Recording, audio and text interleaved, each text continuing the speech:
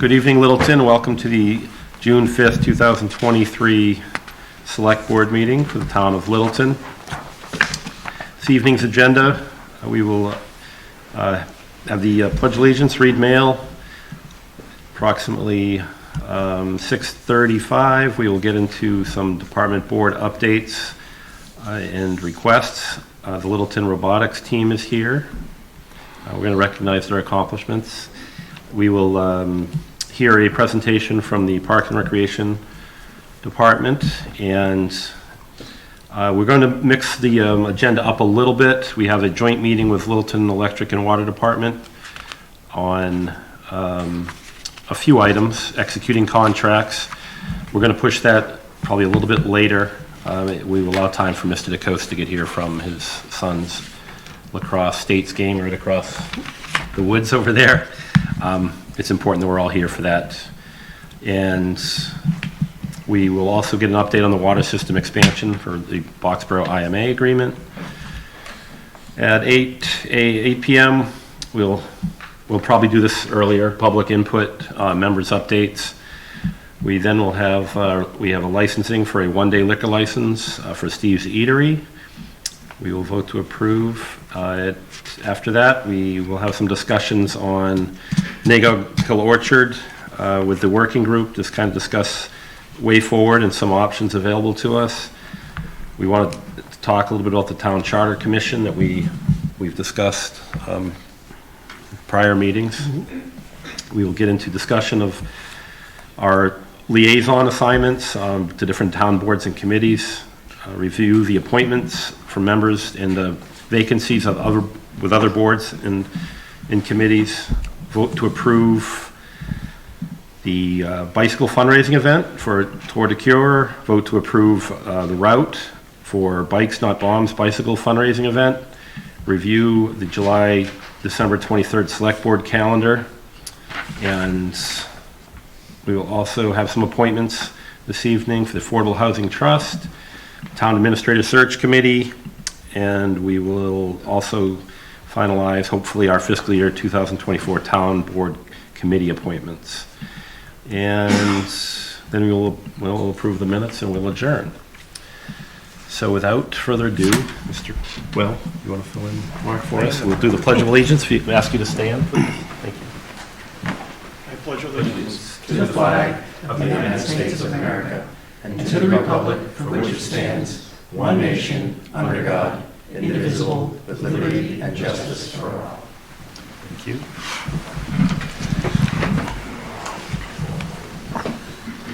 All right. Mr. Administrator. Sure. Just a couple items in the mail today. First is listing of current openings on town boards. This is inclusive of some of the groups that you will be recommending repeats or later in our meeting today for people who will want to continue to serve on these boards and committees. And so this will be cleaned up, and this list will be revised later. But that is currently what we have on our list.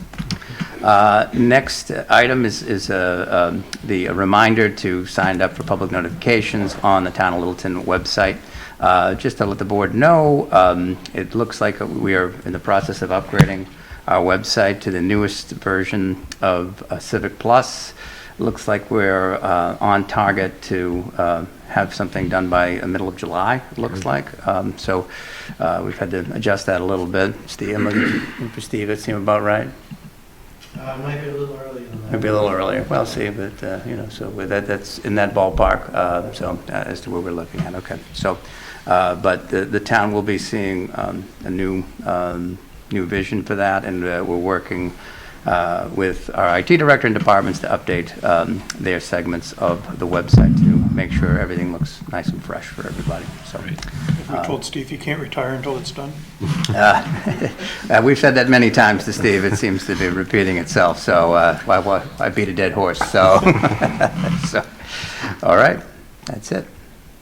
All right. Littleton Robotics. Looks like we have a presentation and I hope this isn't a battle bot over here that's going to do something. Welcome to Mechanical Advantage 6328. We understand you had some great success this year. Is it due to your hard work in this robot? Something like that. Yeah. So please step up. Did you have a presentation? Is that, or? We're working on that. Working on it? Okay. Start away, guys. Come on up to the mic if you guys want. We can. Well, congratulations as well. And I know you guys have been very busy, obviously. I feel like the dumbest guy in the room when I look at something like that. That's all right. I think we're ready for you. All right, so we are Littleton Robotics, FRC Team 6328 Mechanical Advantage.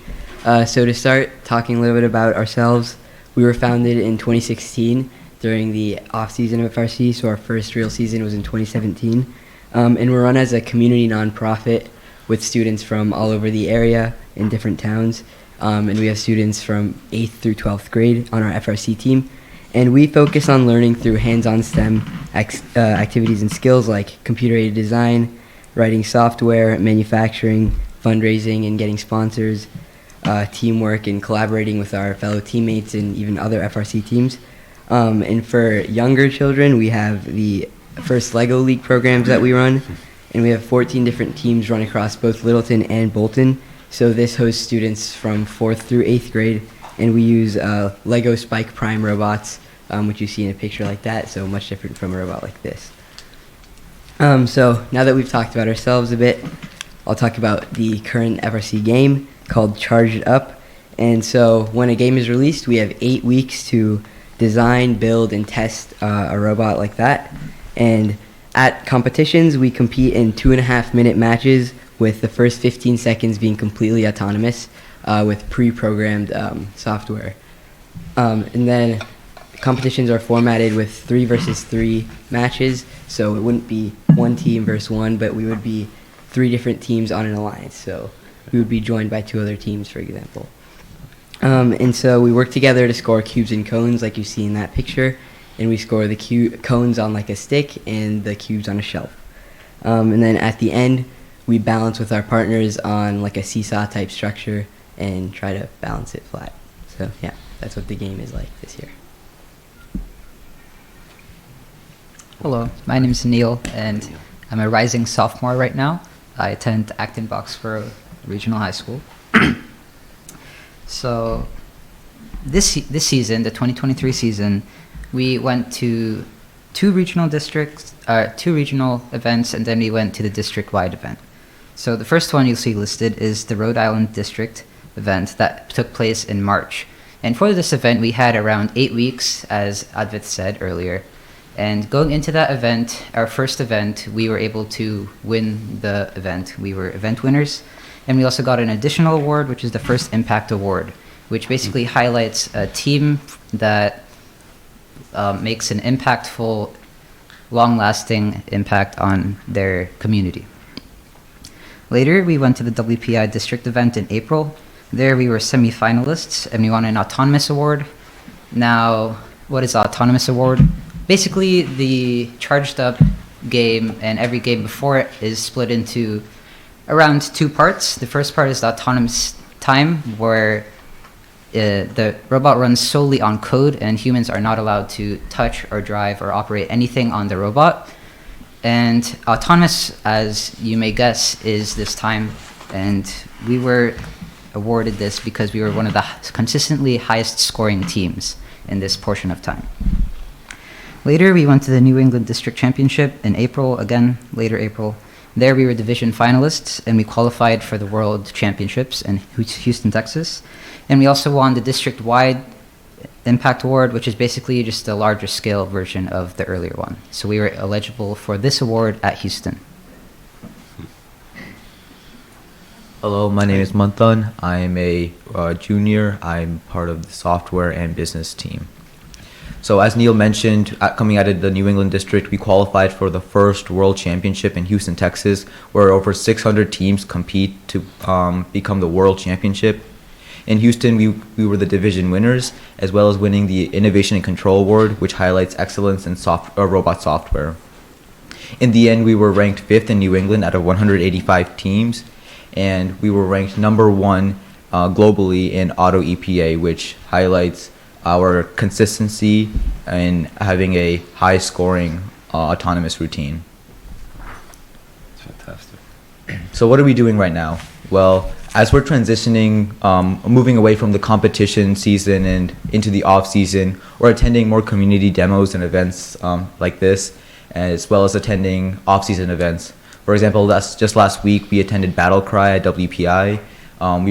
We are going to attend Summer Heat on June 24th, and more to come in the fall. All of these give our newer students opportunities to try out different roles on the team. Speaking of newer students, we will be recruiting new students at an open house on June 17th, and those new students will then be able to join and attend our training programs that we run from the summer through fall, alongside FL teams that will also be starting in the fall. And just a huge shout out to all our local sponsors and the town of Littleton. Thank you. That's great. So I believe there's a video that is part of that presentation. If it's not possible to play that. Yeah, that's news to me. No, Very well. Okay. So we explained previously the structure of how the match works with a 2.5 minute long match. On the field, there are 3 robots versus 3 robots. So online on our website, you can find more information, more videos of how that works in action. What I'd like to do instead is take a look at the robot we have brought with us today. Very exciting. So this robot was the result of about 6 to 8 weeks of work and the start of the year to play Charged Up. So let's see what we can do here. I'm going to enable the robot so we can now drive around. Let's see. Yep. Here. There we go. This robot has what's called a swerve drive, which means that we can actually move in any direction, which makes it very maneuverable in the field. Makes it easy to get around. We've brought a couple of game pieces with us, so could someone feed a cube? Oops. There we go. Just like that, we pick up a cube, grip it really tightly, and then we would drive up to the scoring structure, which is fairly large. We haven't brought it with us today, but we raise up, and then score.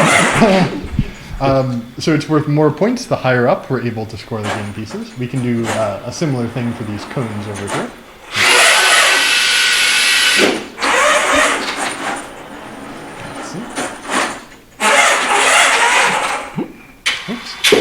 There we go.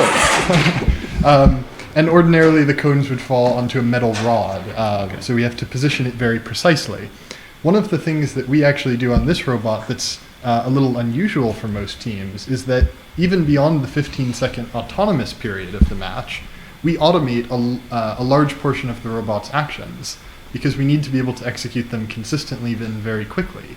The robot actually has 4 cameras on it, so it can see the world around it in almost 360 degrees. And everything that I just did there, raising up the arm, scoring, picking up game pieces, ordinarily is all automated by software. So our drivers on the field don't have to do all of that precise positioning. And that system is in large part what won us the Autonomous and Innovation and Control Awards, recognizing our excellence in software. So that's what we have to show to you all. We are happy to address any questions as well. Yeah, please, open it up. So you're talking about finding more sponsors and everything. How much does it cost for a year of competition? Yeah, does someone want to address that? You're the business team now.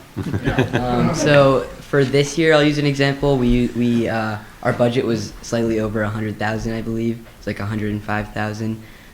Yeah, we reached out to sponsors. There's different first sponsorship programs for a multitude of companies. There's also just local companies that we reach out to, hoping for sponsors, which can range from just giving us money or giving us resources like sheet metal or really anything that could help us in a variety of ways. Yeah. And approximately how many students do you have on the team? We have like 40 on our FRC team, yeah. It's a great job. Thank you. Just congratulations, way to go. That's very impressive. Yep. Yeah, you have a lot to be proud of. Yeah. So just real quick, the schools on your team, how many Yeah. are represented in the region? I know you said Yeah. there's. So we represent, I think, at least half a dozen schools Oh, in okay. the local region. I think there are at least 3 schools represented just in this group.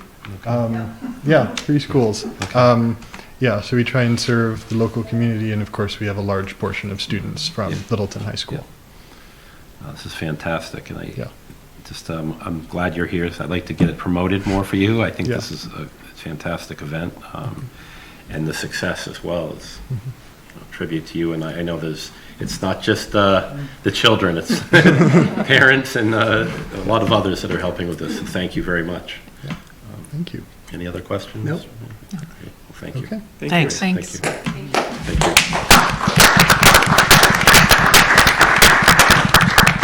Drive it out. Might be a little dangerous. Oh, it has its own. That's great. I'll get chauffeured around. Yeah, right? Hello. While they're setting up over here, would like to welcome Alicia from our Parks and Rec Community Education Department. I understand you have a presentation for us? Sort of a presentation, Kind of, more yeah. of an update. An update, that's Yes, right. nothing like that. No, I always end up behind all these amazing acts every time, I swear to goodness. Thanks for having me here tonight, and thank you so much for letting me be able to give you all this update. So currently we are completing our statistically valid recreation needs study. So we completed the RFQ for this, which was awarded to ETC Institute. So we will be starting that process. So what is this and why statistically valid, right? So the important component of doing a survey for recreational needs is the makeup of our community is changing very quickly over time. And the information that we'll gain from the survey will help us in budgeting and allowing us to accurately forecast the program, services, and facilities that we need to focus on. So why statistically valid? The participants for this survey will be based off of the makeup of the demographics of the town of Littleton. So residents within those demographics will be chosen at random to complete the survey. So depending on how many surveys we end up getting in, the results will give us, so the completed surveys will give us results within a 95 to 85% accuracy rate that represent the town of Littleton. So it's a new way of us doing a survey. We haven't done something like this before that would be statistically valid. This is something that we're seeing a lot of recreation departments do across the nation. So we're very excited to have the opportunity. This has been in the making for 2 years now. So it's great that we actually get to execute this. So this first month we're on the project, we're going to be developing that survey with ETC. The second and third month, they will actually be conducting the data and then focusing on compiling that into a report. And then upon completion of the findings, the ETC representative will actually do a presentation to the Select Board and the Park Commission, just to let you know what the findings are. And then the results of this survey will be an appendix of the 2023 Open Space and Recreation Plan that is due in November. So that's the update on the statistically valid recreation needs. I just want to stop you. Are there any questions on that part? Questions on that? That's kind of a different. Okay. My only question would be. Sure. So is it specific from this survey?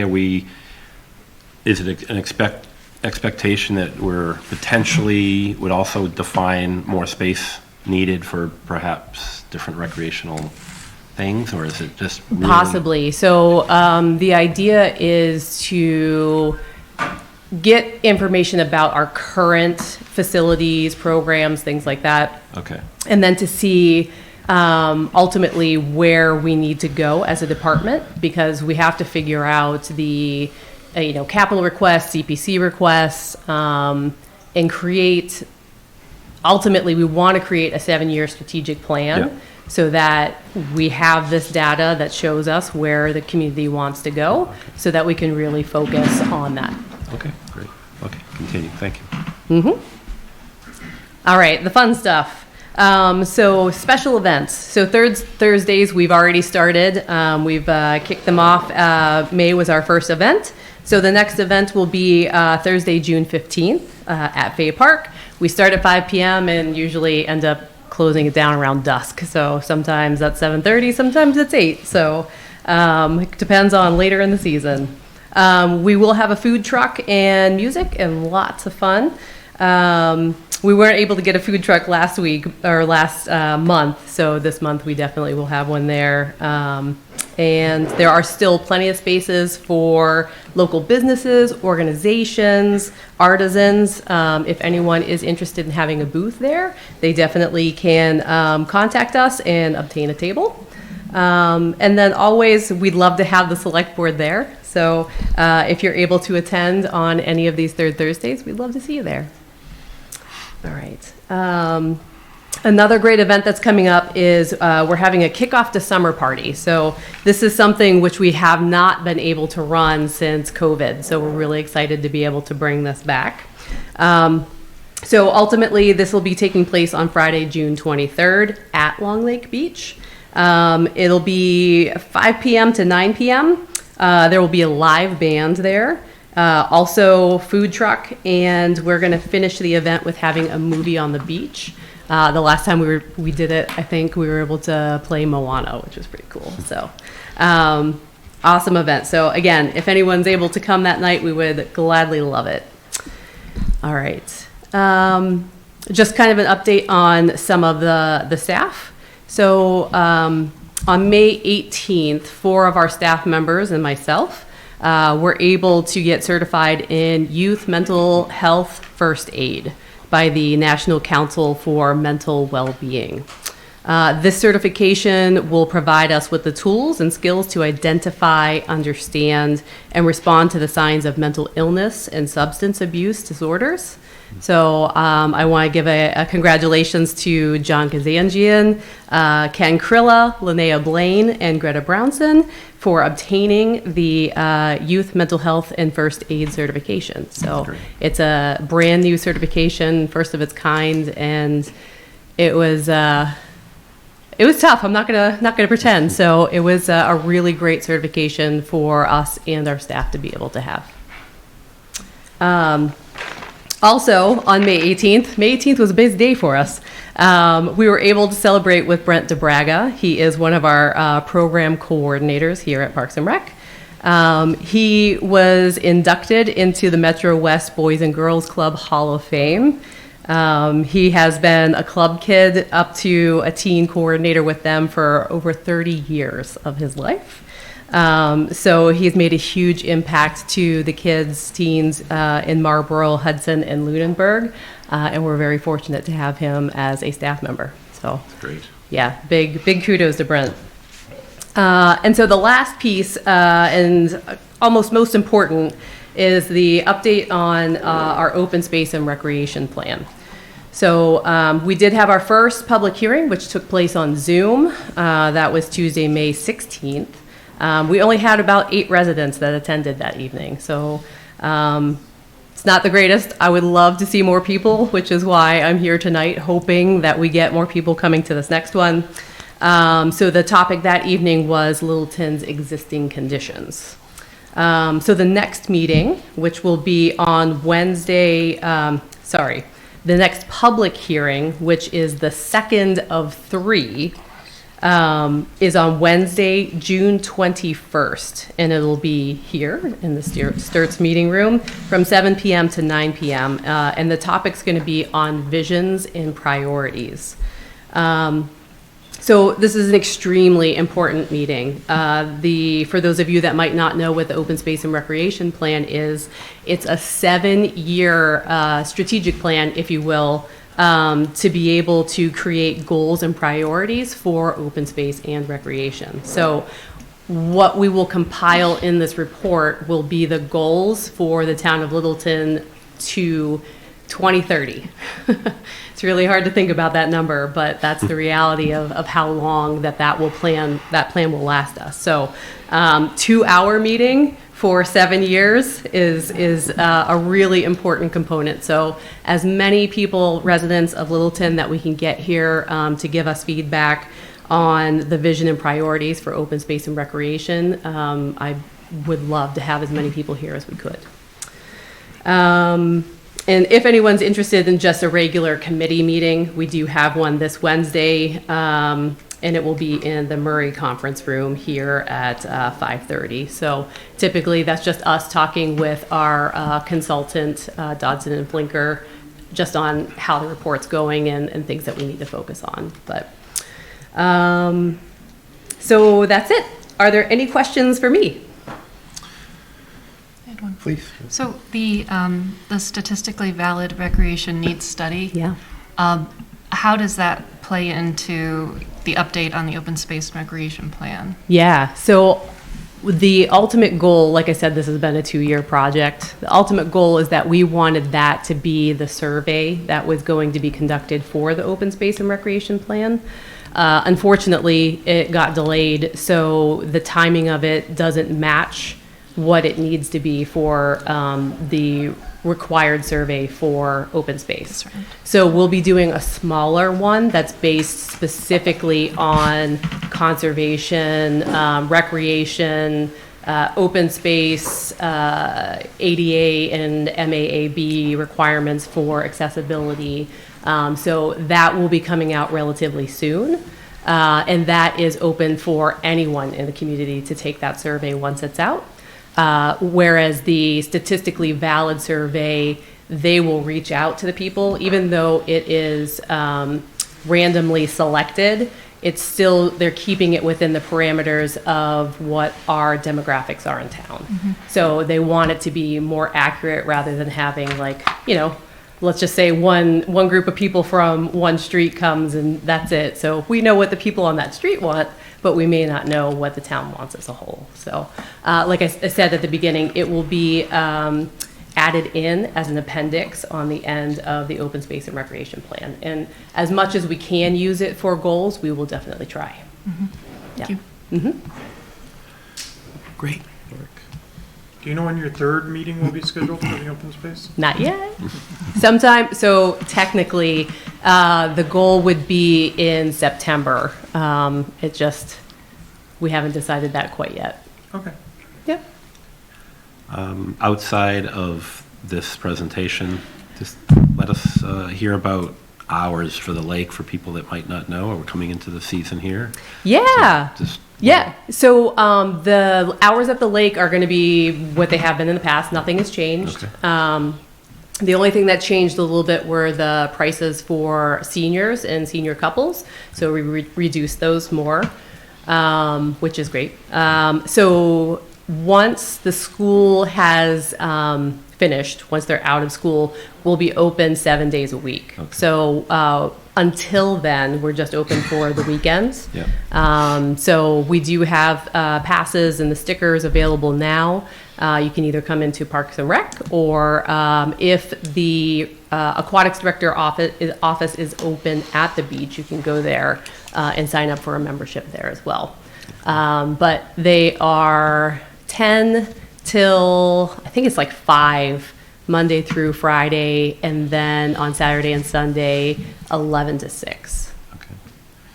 And your camps, are they filling up? Oh my goodness, yes. So if anybody is waiting to sign up for summer programs, please go home and do it right now. Yeah, we have probably about half of the weeks of Camp T are filled. Wow.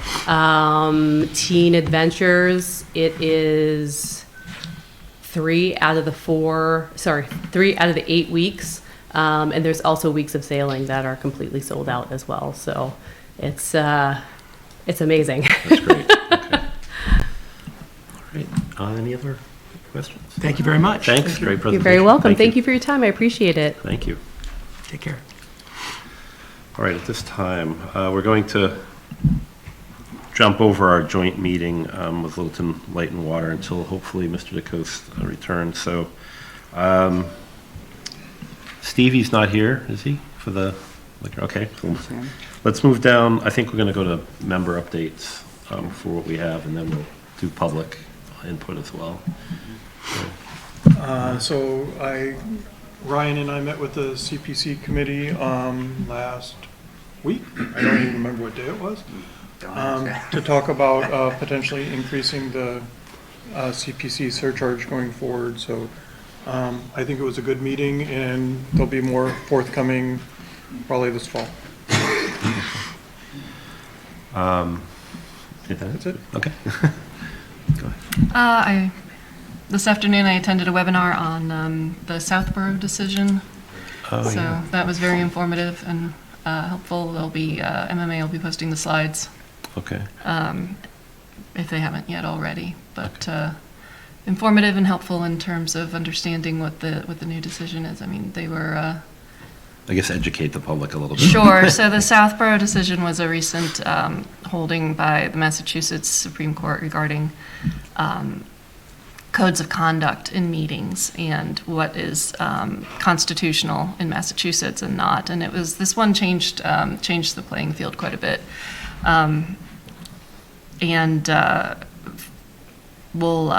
We'll be, I think, looking at our policies. I think we've already, written some up, but the Massachusetts Interlocal Insurance Association is drafting a model policy that we might also want to take a look at when that comes out and make sure that we're operating in a manner that's compliant with the new landscape in terms of a broad allowance for public comment. Okay, great. Correct me if I'm wrong, that asserts that you can't restrict language based on it being civil or polite. You cannot restrict rudeness, yes. So the guidelines, it was good. It was a good webinar. It was very pragmatic, and their approach is to use aspirational language rather than prohibiting language. So We did talk about trying to standardize public comments across some of the regulatory boards in town, which I think is a good idea. I think there's some that don't do public comments at all, or it's haphazard. And I think I would like to encourage everybody to have the same standard. Yeah. My only update is I did office hours last Friday and met with some lovely people, as I always do when I have office hours, and I will continue to do so. So just to let the public know, office hours Friday 1 to 3, and it's not going to be just Matthew. We kind of we have a sign-up sheet where we're all going to be contributing to this. So you might see any one of us on any given Friday in the library. What's the room? I do in the Saga room upstairs. So 1 to 3, if you need time with a select board member, you just like to discuss something or something you don't quite understand, or just openly grieve, I guess, please come by and see us. One of us will be there almost, I guess, year round. I'm sure we'll figure out certain Fridays we can't do it, but we'll definitely have membership there. So we have the new select board training this Friday. So this Friday we may not be It's been present. difficult, Yes. So I did see that. Okay. Okay. That's it. Right. I just want to thank everyone that came out for the Memorial Day Parade. It's nice to have tradition kind of returned. I know we've been kind of creeping back into it, but this year seemed like it was a pretty good crowd. We had a good turnout. The weather was just perfect. Wanted to thank police, fire, and DPW for their representation and for their hard work. The fire station looked fantastic. That was our midway point stop, and they did a fantastic job with the grounds. I think that was Lieutenant Gardner and his crew, and I know Tyson David puts a lot of work into that as well. I also wanted to recognize the little things that happened. Speaking of the fire station, they had a serious plumbing problem, a design issue, I think, with their last upgrade that was done to their station, and they handled it in-house. Lieutenant Powers and his crew repaired the plumbing in there and did a wonderful job. So it's just probably saved the town quite a bit of money. I don't have a number figure, but it's to be commended that they were able to do that in-house. Lastly, I just wanted to recognize the passing of Hazel Plummer, 114 years old. 25 days short of her 115th birthday. She passed I believe a couple of weeks ago. So an icon in Littleton. So just condolences to the Plummer family and friends. I think that's all I have. Sure. You mind Please. share just a few things? So I wanted to make the board aware we had two meetings with town hall staff last week. Roughly speaking, some items from the agenda of note, provided staff with an update on the town administrator hiring process and where we stood with that. Give them an update about where we were with employee evaluations. There's some work for them to do before we do our annual evaluations at the end of the fiscal year. Talked about some new policies and procedures. One of them will be, we'd ask for input on our sick leave policy, so you may be seeing that at your next meeting, which I believe is June 20th. Provide an update about our finance department, staffing and program update. So we've been some members of staff who've been promoted, and letting them know about that, as well as what we intend to do in terms of bridging the gap for the end of our fiscal year, and plans to maybe bring some outside assistance to us to assist us in that time frame. Give a preview, at least, believe it or not, we're starting to think about the fall town meeting. Our last item on our agenda this evening, we're going to be looking at our schedule for through December, and this includes a proposed November 1st date for our fall town meeting. So just to give you a heads up on that. We also talked to staff and tried to get some ideas for employee engagement and ways that we could improve the way and ideas that we could have to make town hall more a better place to work. I know I had some conversations with Karen about this, and other board members as well. So we got some great feedback from that, offered some ideas to them, and I think we're going to see something that we can probably add some formality to that in terms of what that engagement would look like, so that staff can be heard, which I think is one of the things that the board, and certainly for myself, I've been seeing a lot with. And this ties into, we've received some funding from town meeting beginning for fiscal year 2024 for employee recognition and tuition reimbursement. In terms of employee recognition, I know I've already talked to George out there about some employees that he thought should be recognized. So we want to work with staff to really form and shape what those programs would look like, because these programs are for them, and better come from staff than some sort of top-down arrangement. So we're working on that.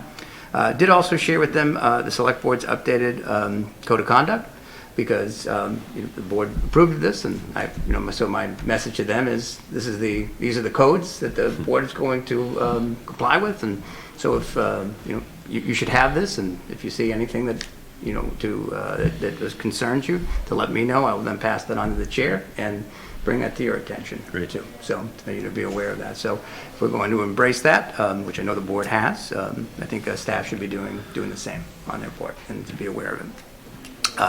Also mentioned to them that we're having tentatively scheduled our select board retreat for June 16th. Just to let you know, Jeff Nutting is not available at that time, so we're looking at some other potential facilitators for that. We looked at, I know, Matthew, we talked about trying to get something at the forest in New England Forest. And what we are instead going to do is transfer that and do it on the 16th at the fire department. So close by to that, but their conference room there is made available on that front. Also, tomorrow night at 6 p.m., the Shaker Lane Building Committee will be meeting, so we're moving that along and continuing to stay on pace. I believe we're meeting in September, and we'll be in front of the MSBA for the next phase of that project.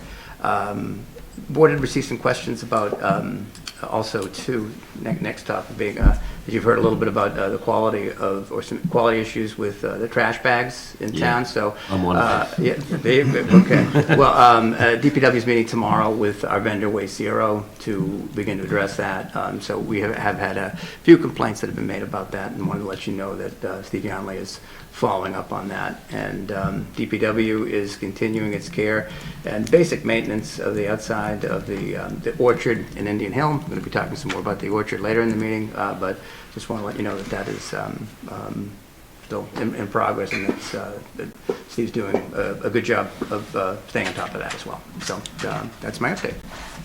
Great. Okay, let's open up to public input. If we have anyone, sure. Please come up and name and address. Good evening, Vincent Stolo, 3 Sarah Doublet Road. I'm attending tonight's meeting to voice my strong opposition to any sale of the Big Hill Orchard parcels. In my view, any sale, irrespective of the agricultural usage requirements imposed, is a step toward the properties ultimately becoming some type of residential development. While there may be those that disagree with this assessment, we need only look at the original intent of town ownership of the property and the discussion now underway to dissolve that, to understand that there are clearly ways to circumvent and override that intent. It stands to reason that any restrictions placed on the parcels, once outside of town ownership and control, could similarly be circumvented and overridden. Mr. Wilson stated at the last select board meeting, "I'm not sold the town is going to sell that property.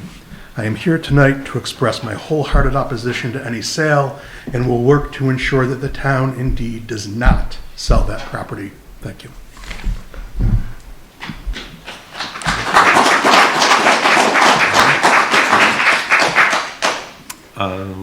Please come up to the, are you coming up, George? Yes. Okay. Good afternoon. I'm here about the orchard as well. I know that when orchard came developed in Leominster,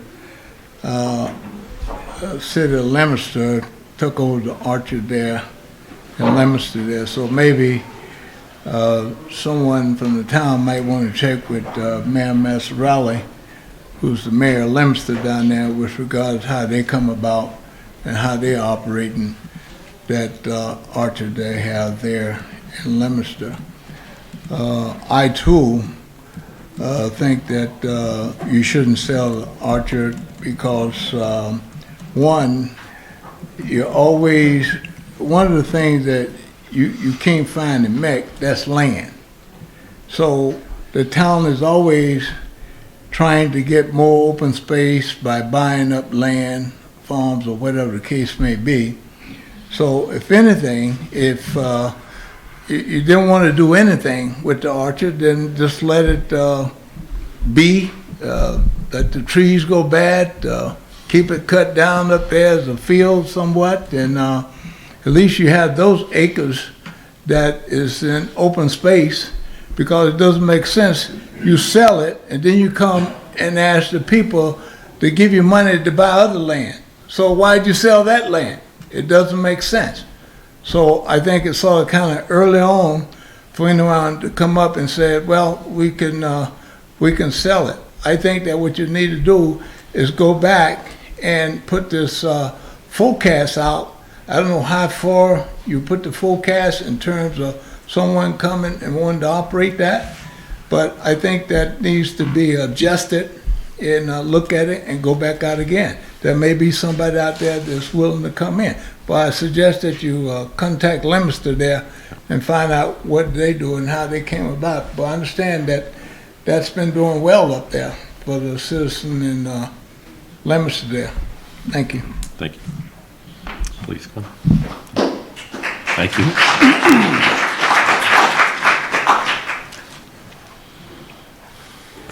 Good evening, Michael Zeldin, I live on Land Street. I like your 2-minute drills. Nothing like focusing the mind is 2 minutes.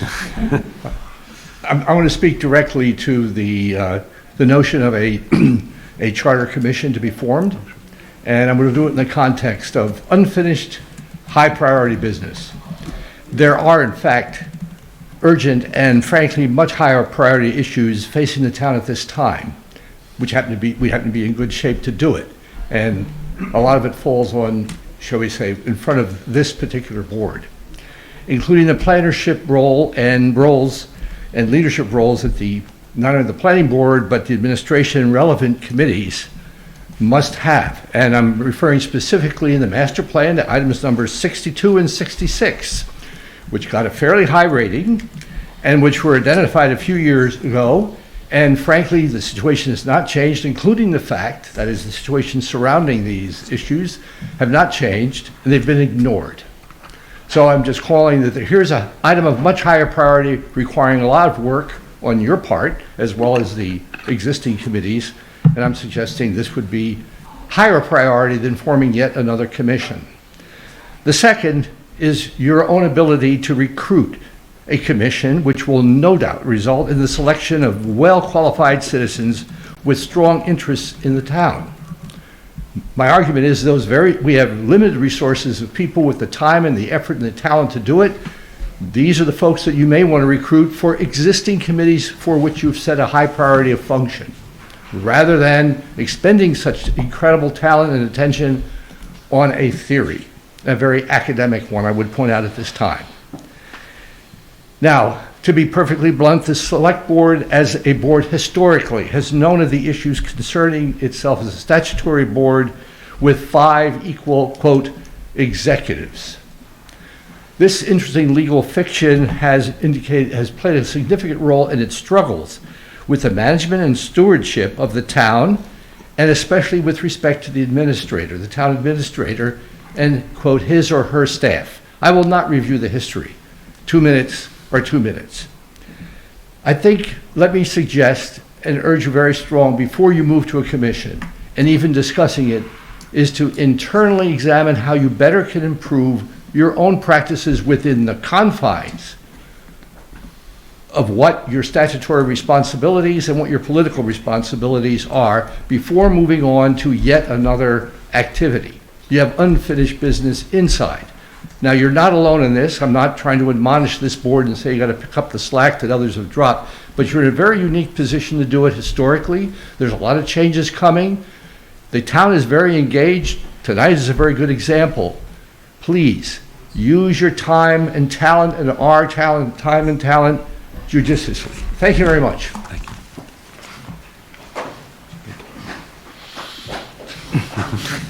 Please.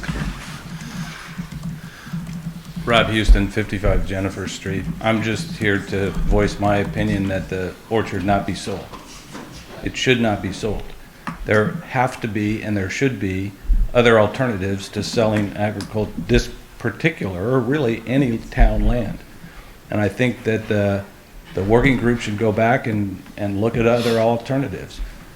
The town spends money to take care of its property. We spend money to take care of our buildings. We spend money to take care of our athletic fields.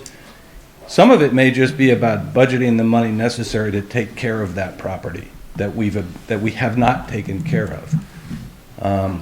And we should take care of it, and we should keep it. We arrived in town 7 years ago. The first week we were here, our friends, the Websters, were driving us around town, showing us all the wonderful places in Littleton. One of the first places they drove us past was the orchard. It is a huge source of pride for this community. We should not sell it. Thank you. Thank you.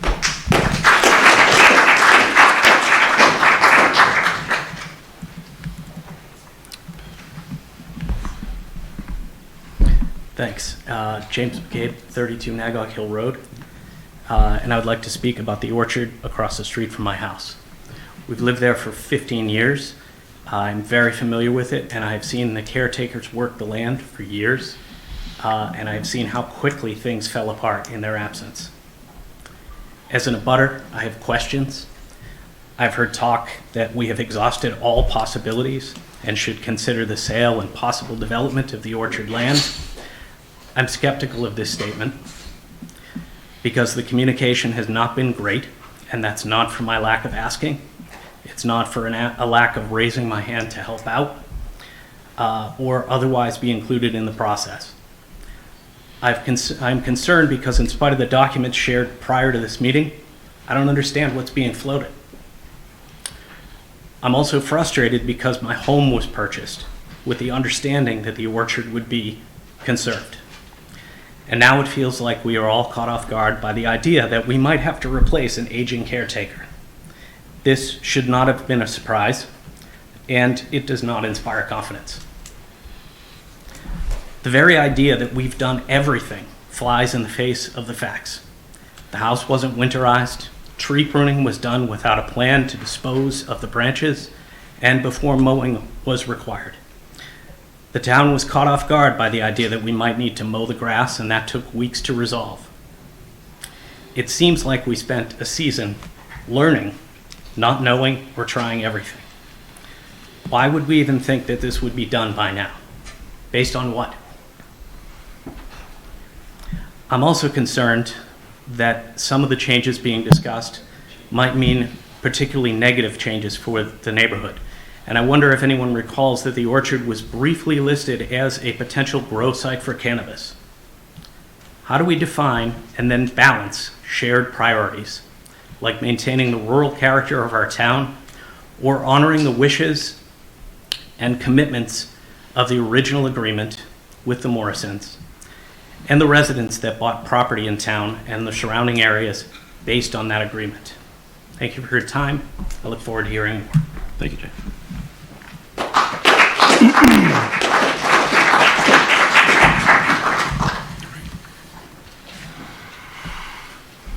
Don McIver, 43 Foster Street, and for the last, I think, 34 years, I managed the all-volunteer conservation land trust, which owns and did a lot to acquire this orchard back in 1999.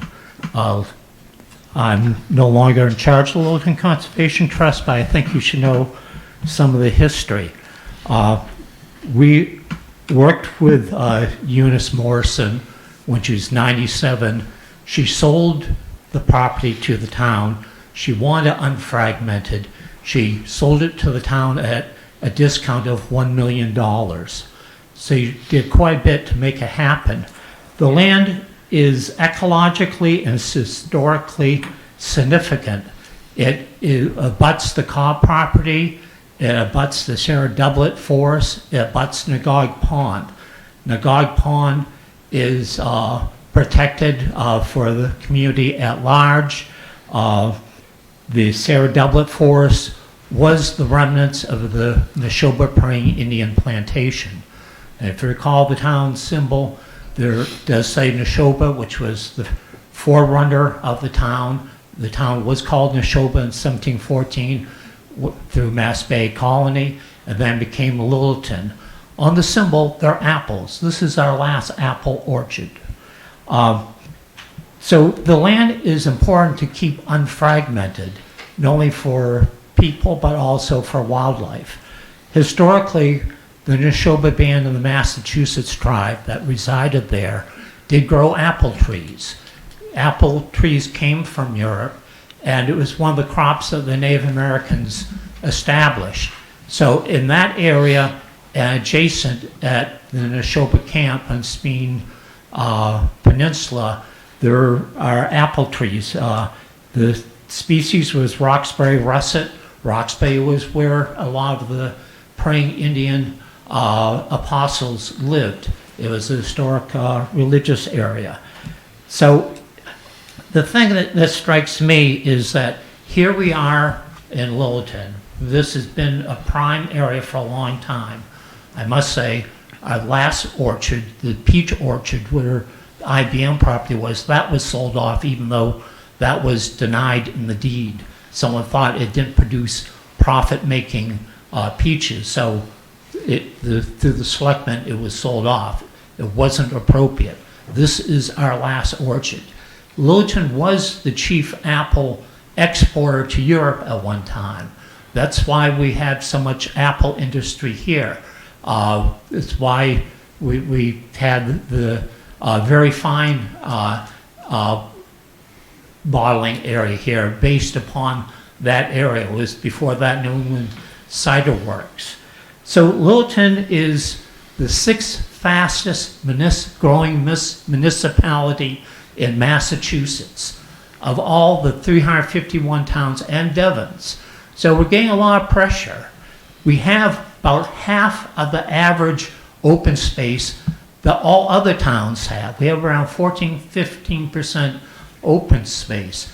The state average is somewhere around 28 to 30%. We need to retain this. The area that is close to Nagog Pond was a prime area. It used to be on the image of it used to be on the open space plan. People had weddings there. It was neglected. Littleton Trust and neighbors spent tens of thousands of dollars to bring that back. Town did not pay anything for that. We spent a lot to maintain that. So it was a surprise to see that this was on the agenda, that people were considering selling the land. I am involved with a lot of land use groups. And I see a lot of traffic, a lot of information about towns selling orchards and stuff. I saw nothing about this. Adjacent towns, Mass Land Trust, Land for Good, ag groups. So I don't think we've really done a terribly great job of reaching out and engaging the community. The people I've contacted this afternoon were surprised that this was happening. We need to do more. I'd be glad to help out. So I think, in summary, we really need more of an outreach. Yeah, I've looked on the website for the working committee, and yeah, the working committee is working hard, good information there, but we really need to reach out and do more. Thank you. Thank you.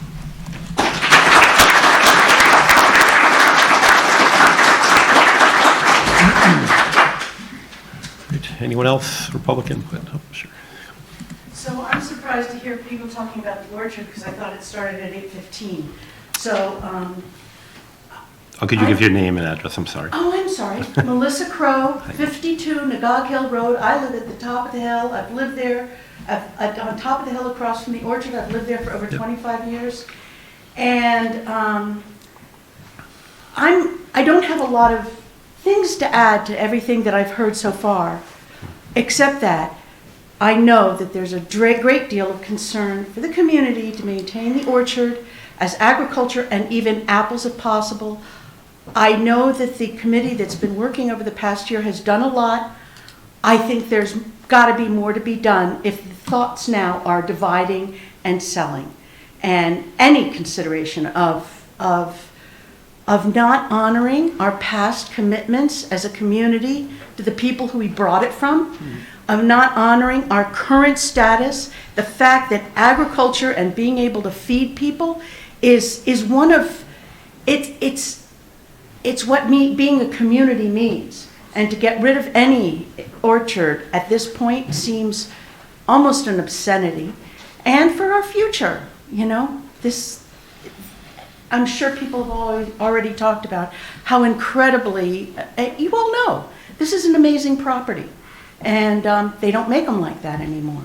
And we need to honor that for our children and our children's children and their children. That's. Thank you. I'm willing to stand up and fight. You're going to come up with a fight if anything else is considered. I'm going to say, I haven't spoken up a lot yet, but I certainly will. And I have a lot of energy to do that. Thank you.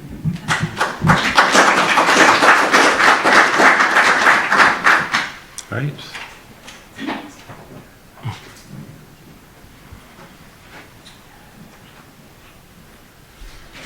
Peter Church, 9 Elmwood Road. I've been living in Littleton for about 25 years.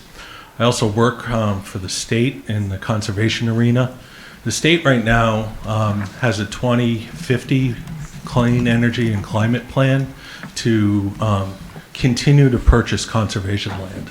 So it goes without saying that we in Littleton should not be reducing conservation land. Thank you. Thank you.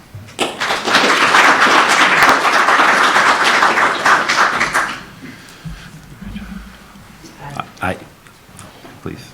I don't live in Littleton, I live in Westford. I will let you speak. Could you give your name, please? My name's June McMorrow. Okay. Will you allow me to speak? Yes, I will. So I am a member of Littleton Trails, and I did notice the post, and I'm in a butter to the property in Westford, 6668 Boston Road, which was owned by the Bonets, and then owned by Mr. Goddard, and now owned by Mr. Masalada. I think it was 1995 or 97, I can't remember, when the town voted to put this property under the laws governing an agricultural preservation restriction. Since 2015, we have been embroiled in a situation with the present owner. It is 9 acres are governed under the program. It is not being farmed. We're really not following the rules. There have been 4 attempts at town meeting to have a 48,000 square foot restaurant with a bar, a function hall with an outside patio, a parking lot. And Mr. Masaladon justified all that by saying he was going to put some vegetable gardens out back and it would be a farm-to-table restaurant. So that's the situation that we find ourselves in. It's very unfortunate. I don't know where we're going. But please be very careful the route that you take with this property. Thank you. I did post a link on the Littleton Trails post that had been put up, a link to the state's agricultural preservation restriction program. You can read a little bit about it there. And I also published a link to an article that appeared on the front page and above the fold of the Boston Sunday Globe on September 3rd, I think, of 2016. It was written by Sasha Pfeiffer, who was a member of the Boston Globe Spotlight team. They won a Pulitzer Prize for their work on the priest sex abuse scandal. She wrote a very, very good article, and I think as an outsider looking in, it was very well done. So I'm just putting it out there. Please be careful what you do with this property. I hope you don't find yourselves in the situation that we are now in. Thank you. Thank you.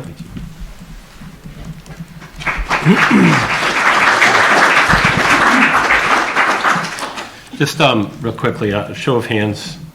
How many people are here for the orchard discussion? Okay. All right, thank you. All right. Are there any other public comments to be made? Good evening. My name is Peter DePerna. We live at Apple Ridge Lane, and we've been here for 30 years. We were here when the town decided to buy this land. Like many other people have said before us, it's a beautiful property. The reason we're here, I'm in the design and construction business. I've sat on this side of the table. We built buildings around the world. It's very obvious to me what's going on here, and it's scary. Littleton has now gone from being a sleepy little town to looking towards part of this activist's agenda for high-density, low-income housing. IBM is the prime example of that. We looked at that, and I reviewed what was done, and honestly, it's a little disturbing. And the bylaws that have been changed to allow multifamily housing across the town, the exclusion, it's the town planning board needs to be held accountable. I can guarantee what's going to happen to this land if it is sold. It will become high-density, low-income housing. That's the reason this is up on the table, is people in this town are looking for opportunities to increase their high-density, low-income housing, and that is a prime example of a wide-open 40-acre site to put that in there. This is not the place or the town to do that. So anybody that thinks that this is just a sale because this property is underutilized or you can't find a leaseholder, I don't think you've done enough. As a matter of fact, I think the town has purposely withheld. You did not renew the lease to Charlie. You refused to renew his lease. And then you went off and you looked for somebody under multiple restrictions. You make it extremely difficult for somebody to come in here and lease that property. So then you got to go claim Article number 3 of what it takes to sell this land, to convert conservation land to the open market and to sell it.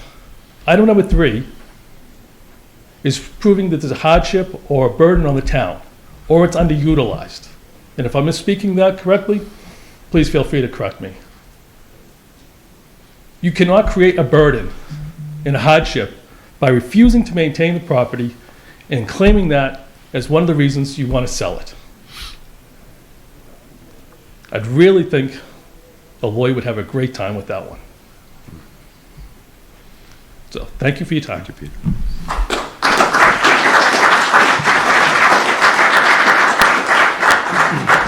Hi, I'm Amy Tarlow Lewis. I'm at Mega Way here in Littleton, and I'm on the NAGOG Apple Orchard Working Committee. And just to take a big step up for people who don't know, Charlie ran that orchard into the ground. He never made updates. He bought apples from Sholin Farms in Leominster, which is a nonprofit which helps feed people in Leominster. They have the second highest rate of disease burden in the state. He also bought apples from Brookdale Farm up in Hollis, Mass, and never paid that invoice. He siphoned water from the NAGOG reservoir. Does anyone know how many mattresses they pulled out of those barns? 47. 47. You know who was sleeping on them? People who are black. He was a racist, in my opinion. He was terrible. He left that orchard in a terrible condition, and the town let him come back year after year after year, renew that lease. He never showed a profit and loss statement, and he never showed a balance sheet. The apple orchard is in a terrible condition, which is why nobody wants it. And at no time ever did the NAGOG Working Committee ever talk about selling this orchard. It's always been about creating an RFP and bringing someone else in who could take care of the orchard. Stormalong Cider was going to put $1 million at least into that orchard just to bring it up to where it needed to be productive. That is the current state of the orchard.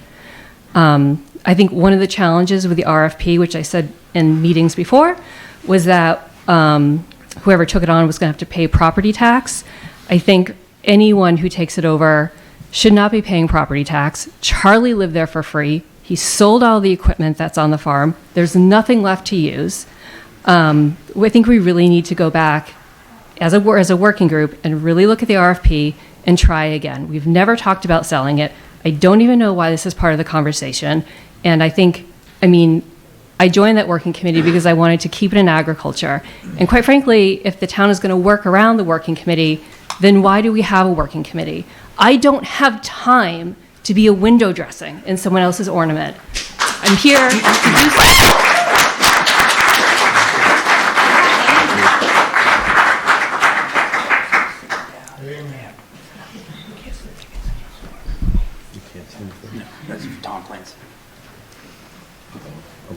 Excuse me, could you take a seat with the fire chief had just asked.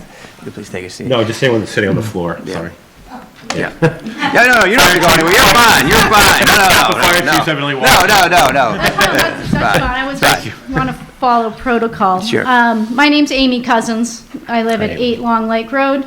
I've lived here my whole life. just like my parents who had farms here before me. And I just want to be as brief as I can, but the whole character of the town is changing so fast. We've given up so much. And I want to also say how much I appreciate Amy Tarlow Lewis and everything she's done. You know, she tried to work with the committee, the Orchard Committee. And I don't know, I see it that the town ran that property so poorly. Nobody managed what Charlie was doing, and he was a thief. And now what? Now it's going to be another development, another housing development. If every single farm is developed, then where's the character of Littleton? That's all. I just want to say my piece with that. And it used to be a great agricultural small town, and I hope we can hold on to a small piece of that. Thank you. Thank you.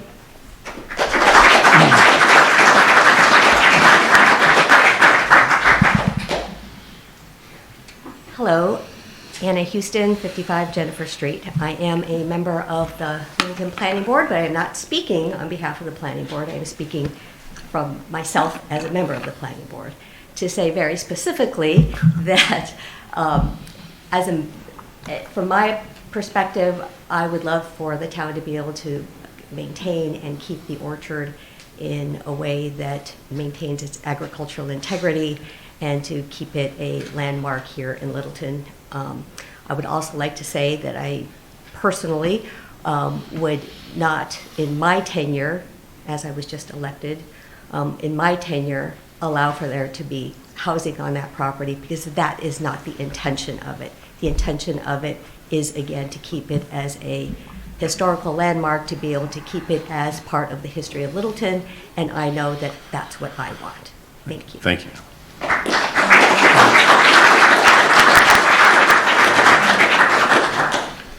Can I address some? Yeah, I was gonna add a comment first, and I'll let Go you. ahead. You've been on the board for a while, so you probably have a little bit more history Okay. on this. But I did want to speak directly to this agenda item, because I think sometimes social media gives things legs that they go off in every direction. I think this was put on the agenda as it's running along next to other things that we're doing with the orchard, and one of them is to put another RFP out for a lease. There's really three options for the town on this. It is the sale of the orchard, and I believe to a member on this board, when we were discussing that, even the smallest bit, it was as long as there's a way, and we didn't know, can we restrict everything that's in place right now if that happens? And that's why we have an attorney coming in and talking to us, because I don't think you'd have even the favor of this board behind any such sale if that wasn't the case, if we could maintain those restrictions. That's on a sale. The lease is still in play. We did go out once. We did get... Actually, twice. Twice, excuse me. We got the one. It looked promising for a while. During that process, we're sitting here with an orchard that's deteriorating in front of our eyes, and I think that the town sees that, so we're dealing with a lease that we're finding out problems with that property that we didn't even know existed until we got in there. So these things were all running together at once. There was a little bit of frustration, I know, on the previous boards, but where we are now is we're going to go out again with a lease, hopefully. Community involvement, more community involvement, I think is going to be a huge piece to this. Finding out, we've got emails throughout the week of possibilities, different orchardists that may have interest in doing something with our orchard. So a lot has come to light, and maybe this is the best thing that could happen. I didn't expect it to come out this way, but the third piece of this that I do want to mention is that we keep the orchard in town, and we somehow we expand either the Department of Public Works or some other part of a board or a committee that runs the orchard as a municipal type of project. So those are really the only three options we have. Two of those three are going to take quite a bit of investment from the town, and those are the things that we're going to be up against regardless. I believe, and I mentioned it in our last meeting, that I thought the feel of this town, and I'm a lifelong resident of Littleton as well, picked apples there when my parents were probably picking me up and pulling off the trees. So I recognize the value of that orchard. I think the board does too. But there's going to be a cost to this, one way or another, and we have to get creative. And I know Mark talked a little bit earlier tonight. For those of you who didn't see it, we've been meeting with CPC of the potential of, you know, expanding upon the percentage of our money that we put into CPC that gets matched, that potentially would help some of these situations. Also things, we're getting creative, perhaps some of our cannabis taxes that we pull in from the cannabis businesses we put directly towards things like this. We have a lot of ideas, but the clock is ticking on us on an orchard that's not going away. It's just going to continue to deteriorate until we get somebody in there or we actually take some control of it. Mr. Sanders did mention we'll just let it kind of grow in itself and become a forest. Unfortunately, the state's not going to let us do that. There are things that we would have some liability there because we have to maintain it as some type of a fruit-bearing orchard to some degree. So to let it go bad would not be in favor of the state. And they could come in and take the property as well, because a lot of the loans and monies that were used were from state funding as well, I believe. So there's a lot going on. I'm by no means an expert. There's a lot of people in this room that want to keep it. I don't think anyone's going to stand up in here and just going to say, sell it, get rid of it, let's put up apartments there. That's not going to happen with this board, and I want to put people at ease with that. But we need to get creative. And I do want to hear, because it was brought to the table, on how what a sale looks like if it does get sold, and can we complete a 100% restriction just like we have right now with someone that can come in there with money and actually make it a wonderful orchard. That was kind of the thought process. It wasn't, let's sell it so a person can turn it into a development of some kind. So I did see a little bit of that on social media. That's a lot from me, Matthew, but that was a lot. I know if you want to speak to a little bit of this. Yeah, so I'm on the Nagog Orchard Working Group as well. One of the things I've seen is that we are going to sell to a developer. That's not true. I haven't heard anybody say that or even suggest it, nor would I endorse that in any way. The agricultural restrictions are very substantial. They will require a great deal of effort, town meeting votes, and possibly even state legislature changes in order to reverse. I don't think that is something that a developer could do. Yes, we could get involved in a long legal battle. I actually really appreciate that from the lady from Westford who talked about that, because I am aware of the struggle that they've had with that parcel. On the other hand, we did lease it to Charles Auger, and he did not do well by that property. He ran it into the ground. It's in terrible shape. It's underwater, basically, and the town or someone who leases it is going to have to invest a tremendous amount of money to make it a working orchard again. So having a lessee doesn't necessarily make it better than selling it. Any sale would absolutely have to maintain the APRs that are currently on it. Those are not being held by the town. Largely, they're being held by the state or Littleton Conservation Trust in some cases, which has lots of adjoining properties. And I believe that I read that APRs expire if the land isn't used for some agricultural use for 2 years. So letting it go fallow and just turn into a forest is not an option for us as well. We are here today. I'm glad you're all here. We're here today to discuss options. None of us, I think, are interested in selling the orchard, but we wanted to talk about it, because the truth of the matter is that we've been trying to find someone to lease this for 2 years. We've had exactly one person who's responded, and after months and months and months of very significant negotiations, he walked away. And as a result, we are now holding the money bag, and we're throwing money at this orchard because we don't want it to go to seed. Everybody needs to recognize that it's a really nice to say that we need to maintain it and that we need to keep it and we need to make it good. That is very expensive. And everyone also tells us how shocked they are that our property taxes are going up and that we're cutting services and that the roads aren't being plowed as well. So there's a trade-off every time that we spend money on something. And I think we need to be very clear about how much money it's going to take if we decide to continue to maintain this orchard. And if that is the will of the town, that is the will of the town. We serve you. But that has to be absolutely clear because it's not going to be inexpensive. You said inexpensive, not inexpensive, it's expensive, how much money are we talking about? I don't know. And so we need to, we are in the process of looking at all our options. Stormalong was going to invest $1 million. That didn't include building a production facility. That included upgrading infrastructure, purchasing equipment, replanting trees, pruning, in order to make it a productive orchard that he could use to grow apples and make cider out of it.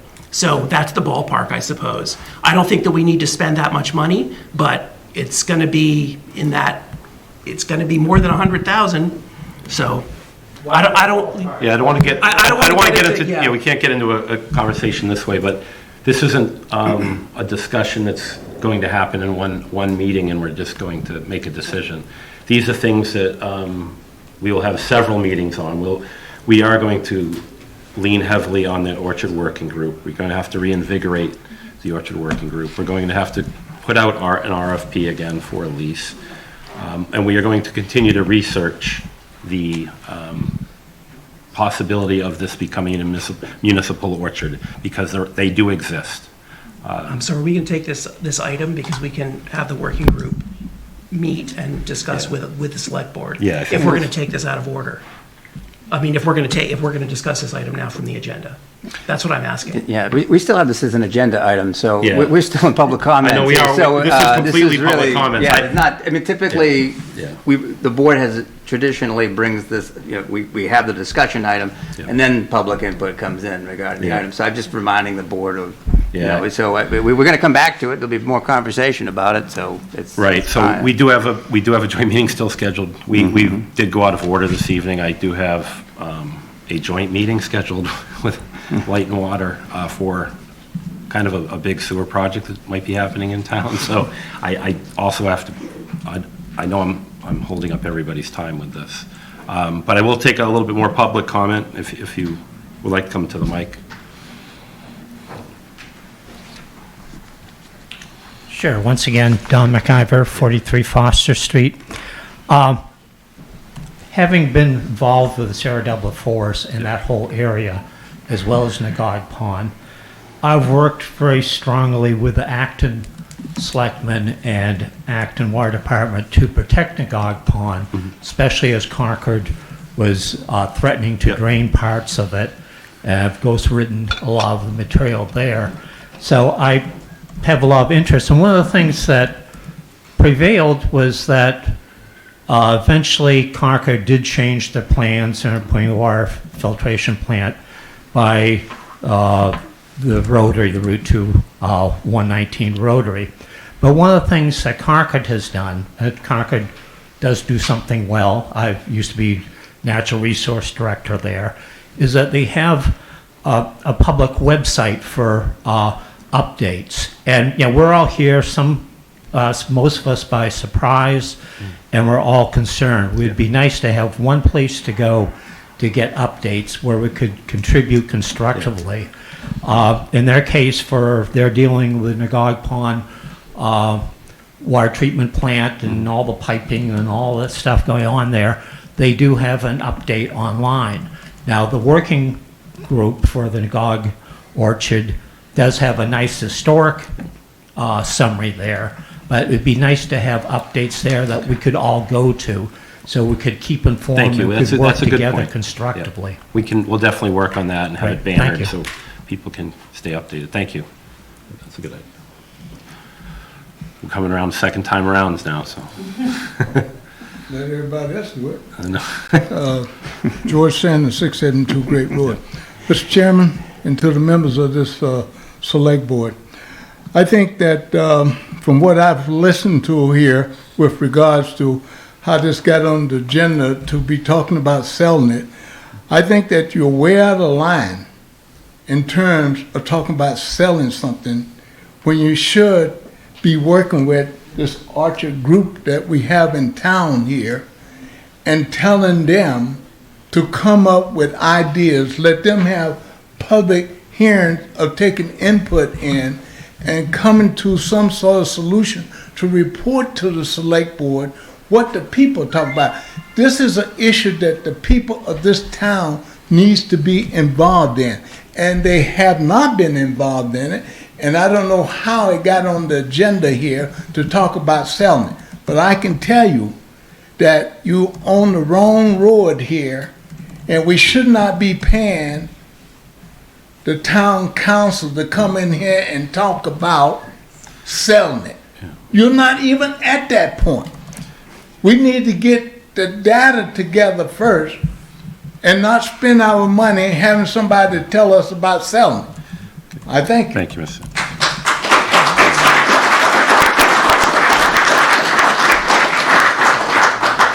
I don't want to, I usually don't comment on public comment too much, but I realize the enormity of this topic. So I just wanted to say that I think it would be, we'd be negligent if we didn't explore all avenues on this. And that is one of the avenues that needed to be explored for the reasoning that I explained. So that is part of our collection of data. We're not making any decisions. This would never be a decision that would be made in a vacuum. There'd be a lot of meetings about this, and then that orchard doesn't go anywhere without it going to town meeting, regardless. So this isn't something that's being done. This was just part of the process of collecting as much information we can on the 3 ways that we can deal with the orchard. I hate to speak again, but a consultant was hired as part of the agenda to review and provide options. And one of the options that they recommended, and I'm not sure why a third-party consultant is making any recommendations for the town, was to sell it. So that's where I think people are. Okay. That's where people are getting that. At least Thank that's you. where I'm getting from it. It's one of their recommendations. Thank you. I'm a frequent flyer, but not at town meeting. So I just to provide an update to the public. So when the orchard finally became available for us to put out an RFP, we reached out, everyone reached out to all the apple orchards in the area, spread the word. I personally put it out on some farming email listservs that I'm a part of. UMass Amherst, Stockbridge School of Agriculture knew about it. We did as much networking as we could to let people know that the apple orchard was available. We were looking for someone to take it over. So we put it out as far and wide as we could. The challenge is because the orchard is in such disrepair, the economics behind creating a viable business is such a challenge. That's a huge reason why no one wants to take it over. You have to be able to run it as a viable business, and because of the investment that needs to be put in, it's extremely hard to do that. And the reality is the average age of farmers now are 60 and they're retiring. Fewer and fewer young people wanted to get into farming because of access to capital to begin a farm and access to land. Those are 2 of the biggest barriers to get into farming. And then to be able to produce food that is socially just, economically viable, with the best economic, environmental outcomes is incredibly challenging. And this is my opinion, people don't want to pay the real cost of growing real food. And that's a problem in this country. The food system is incredibly broken. Shortening our supply chains are incredibly important. Maintaining this orchard is incredibly important, but the economic reality behind doing this is a very big hill to climb. And I think just people need to understand the environment that we're working in. Okay. All right, I don't think, please, I don't know if you wanted to wait until Chuck was able to come, or we can go on to some other items on the agenda. yeah, could we please? Sure. Then we might, if you're welcome to stay here. There aren't any decisions being made tonight. Do we want to have, when Jenny's here, she can do the presentation For the orchard. Okay, we do have the presentation for the orchard that we were going to discuss. We can, when was that on the agenda? That is 6, 8, 8:15. Yeah, I'd rather. Wait until 8:15? Yeah. Okay. We have a couple items that I know. We can do that. Is Steve here? Stevie is here. Steve, let's knock out your agenda item, please.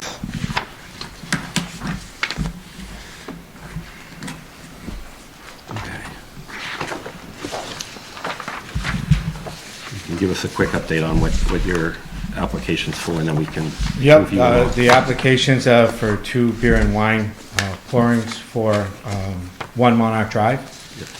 They're having a brokers meetings got changed, so we decided to just go ahead and get 2 new ones with the possibility of me utilizing the 2 for my business that's there in order to promote it, to get some people to come in and see and be able to serve some beer and wine just during those normal hours.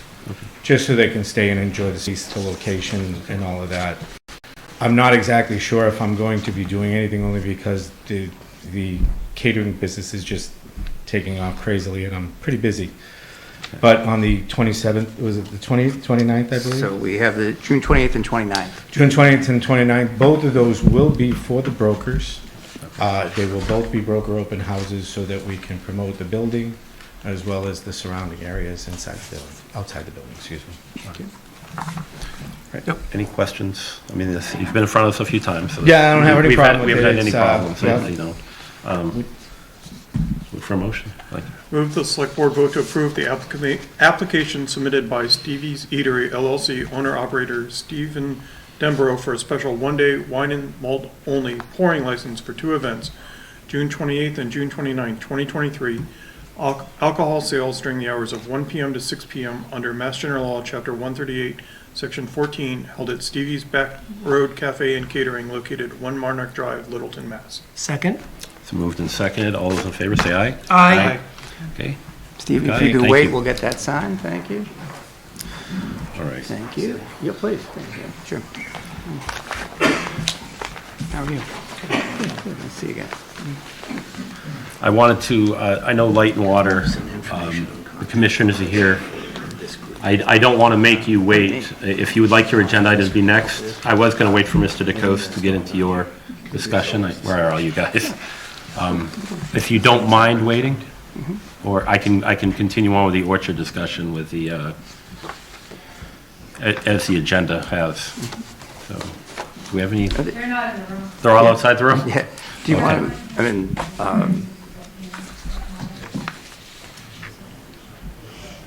Mr. Chairman, there's a few other things you could bring up. I know we talked a little bit about the, we put down the Charter Commission, that's a request of Member Nordhaus, so we could talk about that if you wanted to. Okay. Hey, how are you? Good. All right, let's move on with these guys. Well, Okay, we can wait till, you got a lot of people here for the orchard. If you want, we'll. If you don't mind, Yeah, I don't, yeah. I know you guys. Yeah, All right, thank you. absolutely. Yeah, thank you. Thank you, thank you. Okay. Okay, let's move on to the agenda items. Town Council, update Okay. of future options for Nagog Hill Orchard. Sure. We have Town Council here, Jenny Merrill, so if we could just take a little break maybe, just Yeah. so we can get this all signed and get this to Sure. Stevie, so. Are we all set? Oh, sure. And Nagog Hill Orchard Group, do we have a We do have a quorum, I believe. Orchard Working Group, do we have a quorum? Sarah, Amy? Are they here? I see Amy, but she's not paying attention. I'm sorry. Do we have a quorum? We have a quorum. A quorum for the working group? We're waiting for Will. Oh. Okay, but everyone but Will Pickard's here? Yeah, Okay. we're waiting for Will. All right. He will be here. If we're going to do the orchard, then I'll call the meeting for the Orchard Working Group to order. Okay. We're in session. All right. Okay, just give me a minute. Sure. Thanks. Thank you.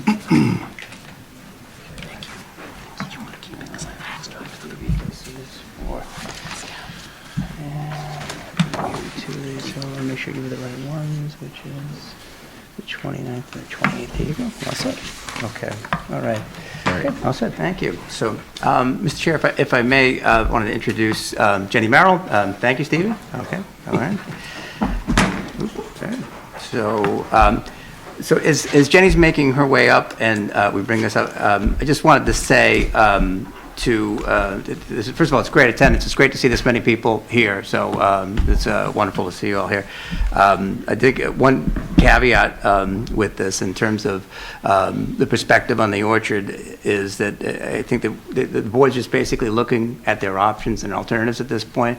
But one thing that's been made 100% clear in terms of whatever we do, that this will not be sold for private development in any way.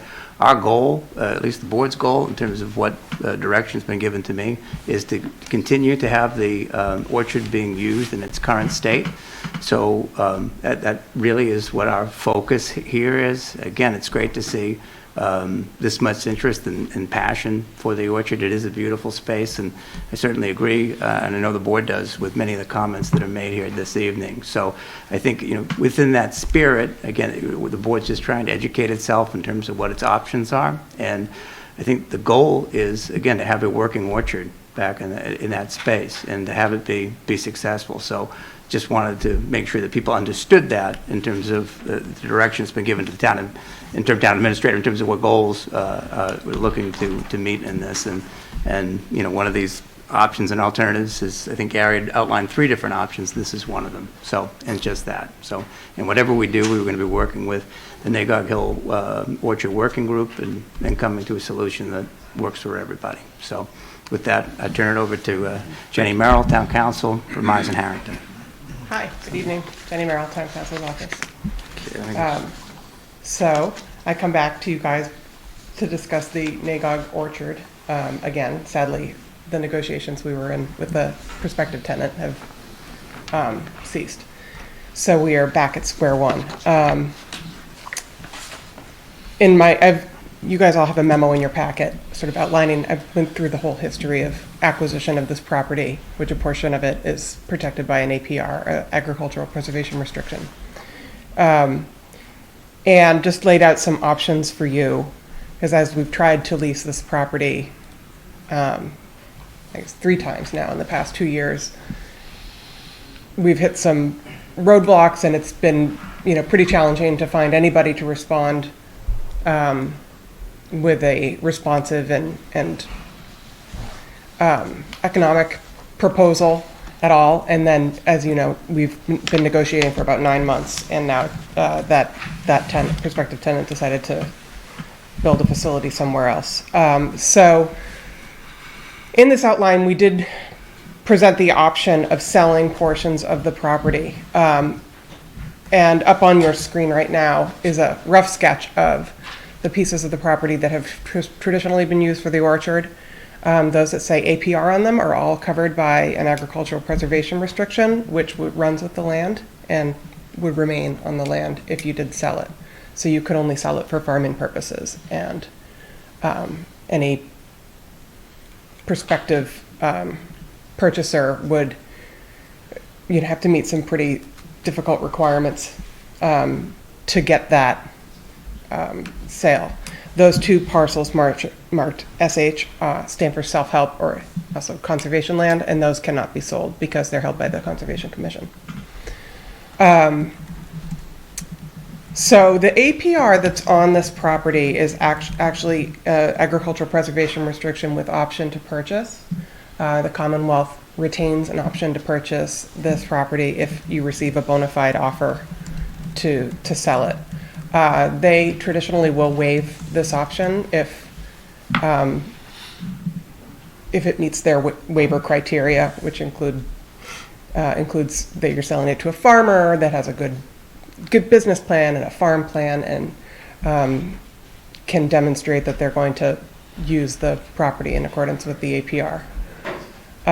So it's a hurdle to sell it because you need to take these extra steps to get the Commonwealth's waiver of their option, but it's not insurmountable. And you would just put those requirements into an RFP if that's what you wanted to do, similar to what you did with your leases.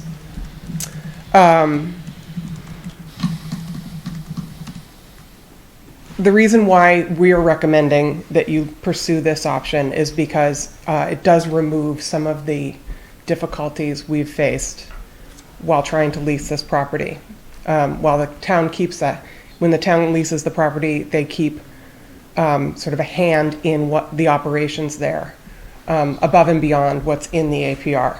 And it makes it a lot more difficult for a tenant to do what it is they want to do on there.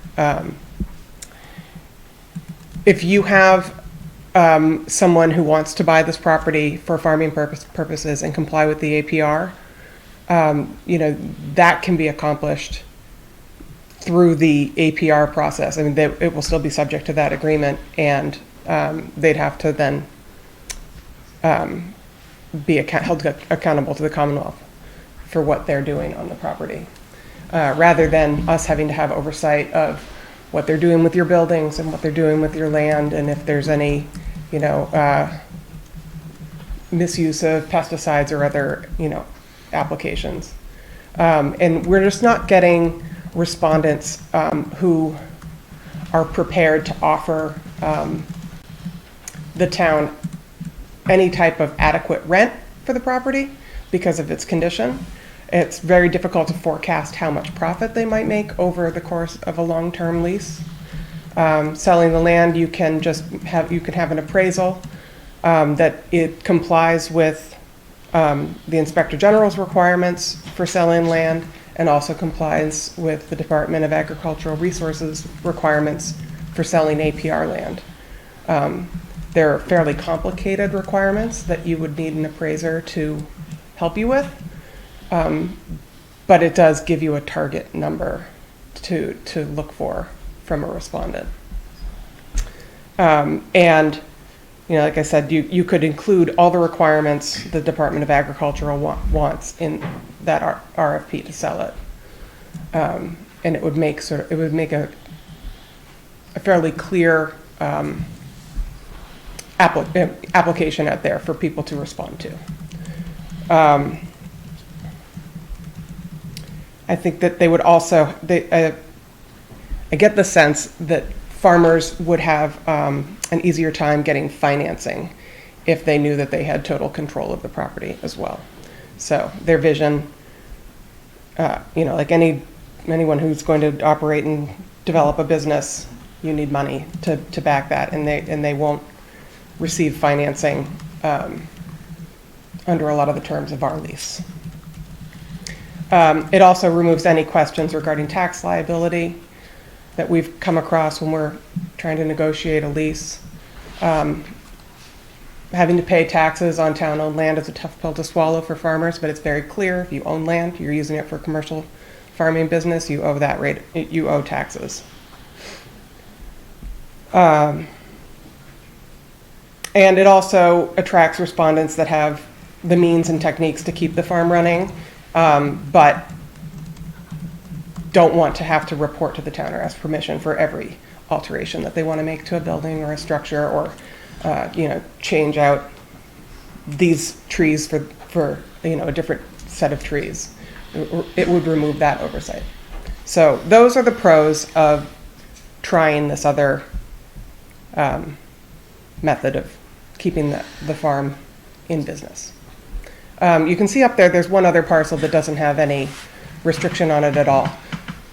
That is held for general municipal purposes.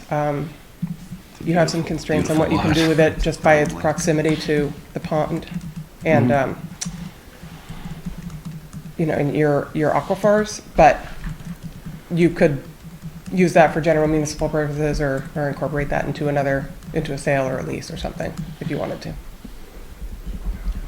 Do you guys have any questions for me? I gave you quite a lot in this memo. I don't know that we need to go over all of it now because a lot of it is history just recorded in one place since we've had this. Mr. Chair, if I may just add a few other things too. So I think it was mentioned that the town was in negotiations for a lease. I'd like to make special thanks to Mr. Rombacher and Ms. Napoli, who are here for all their efforts of working diligently with trying to get a deal set with this tenant. So just to be clear, when we were negotiating with them, we were basically looking at, I think the mention was made in some of the public comment period about whether, what the requirements were. And part of the basic requirements is that whoever takes over the lease pays the property tax on it. And basically what we were looking to do is to just have that tenant pay the property taxes. And even then, which is a relatively low bar, the tenant or the prospective tenant still walked away. So we weren't looking to make a profit about this. We wanted to, again, repeat over and over again, is to make this a functional orchard and have it work. So even, I think it's important to know that we did try to work in good faith, and unfortunately, things didn't work out with this tenant. Another caveat, I would say, in terms of any sale or proposal, is that based on Massachusetts General Law, Chapter 30B, that we would probably set this up as a request for proposals, which would mean that the town would have various, presuming again the continued agricultural use, but would be able to entertain and work through a working group to look at different options and alternatives of what might be proposed, and the town can pick from that as to what they believe to be the best option before them. So, so there are, it still allows for the town to have some control along with the existing baseline APRs here that, again, even if the town wanted to do anything different here in terms of development of that sort, we couldn't, and nor do we want to. So I think that's important to clarify here. What we're really looking for here is to look at different options and different alternatives that we might be able to look at.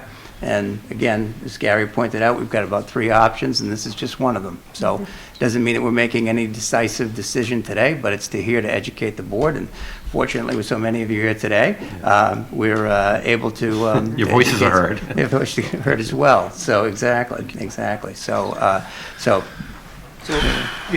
it was my understanding on the lease that we had to charge them the property taxes. That was the municipal law. Yes, and that was one of the problems with the prior tenant. And that the prior tenant, issue, for some reason, we weren't doing that. Correct. Right. I had one question on your memo. Yes. It talks about if the property isn't actively commercially agriculture for 2 years, that it's considered abandoned. Can you explain what active means and what abandoned would mean? Well, that's a good question. I think that we have maintained that low bar so far. We have done sort of the minimum amount to try and keep this orchard running. It was just sort of a caution in there for you guys because I don't think that the state is going to come in and declare this abandoned and take action against us.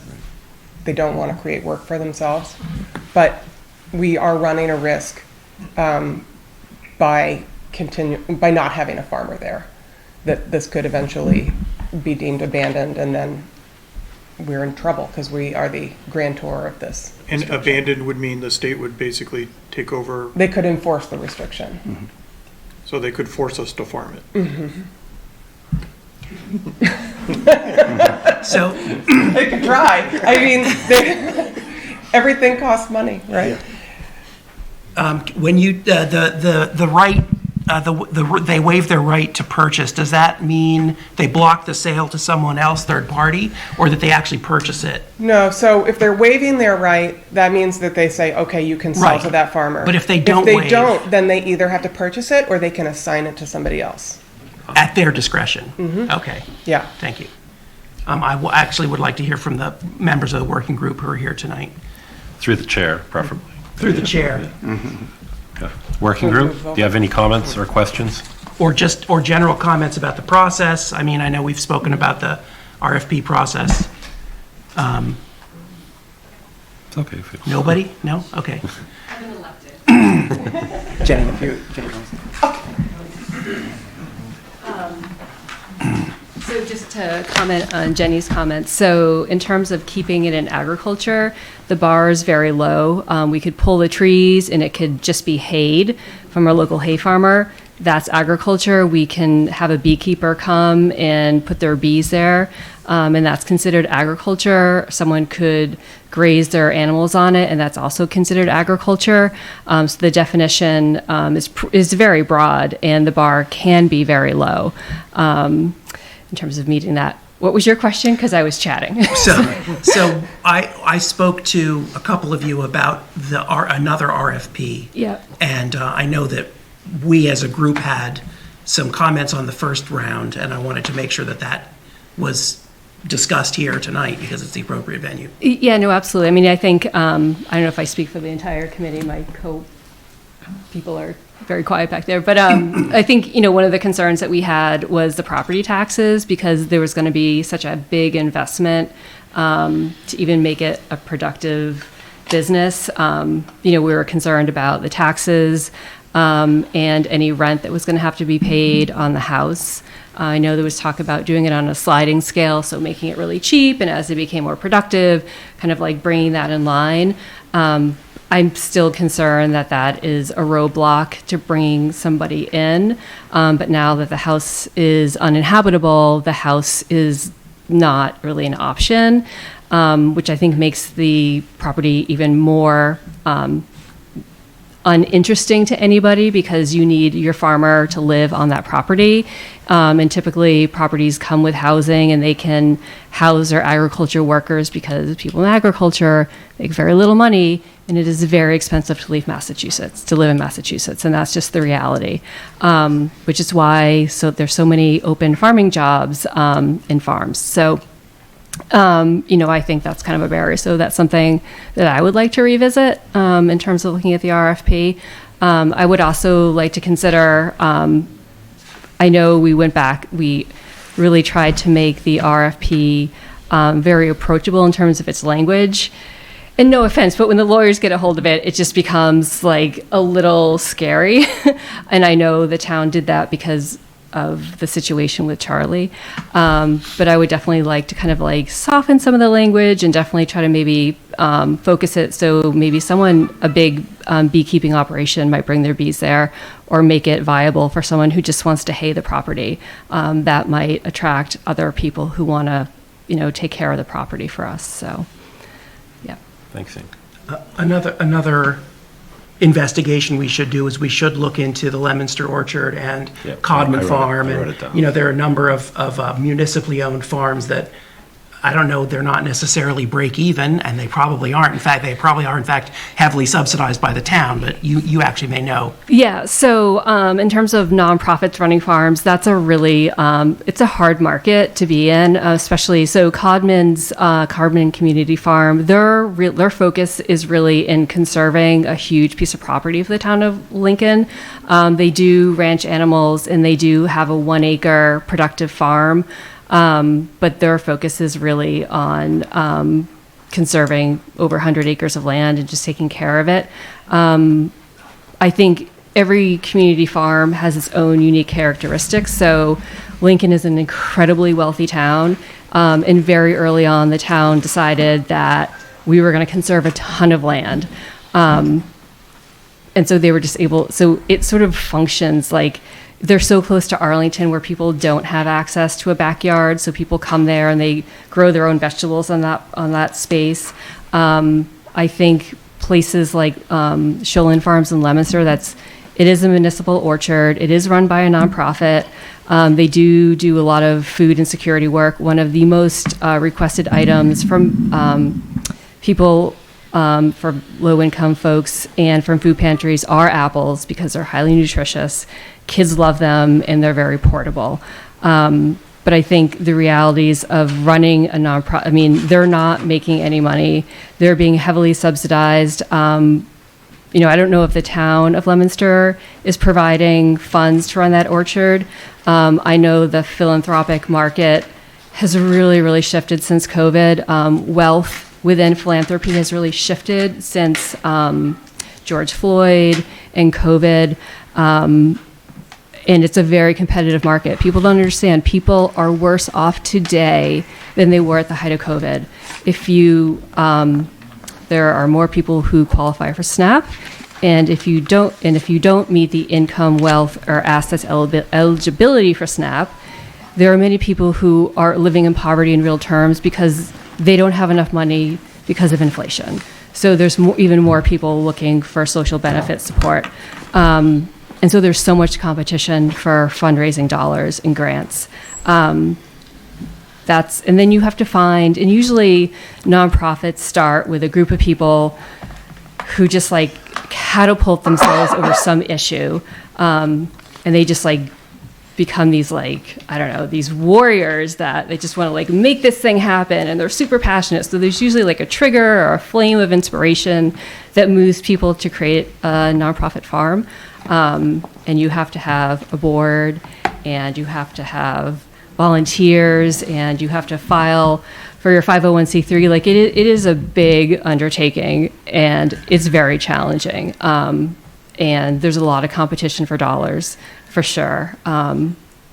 So I've been in touch with the Community Harvest Project, which is actually out in North Grafton, but they are running an apple orchard in Harvard. The only reason why that apple orchard in Harvard exists because they have a single benefactor that is underwriting that.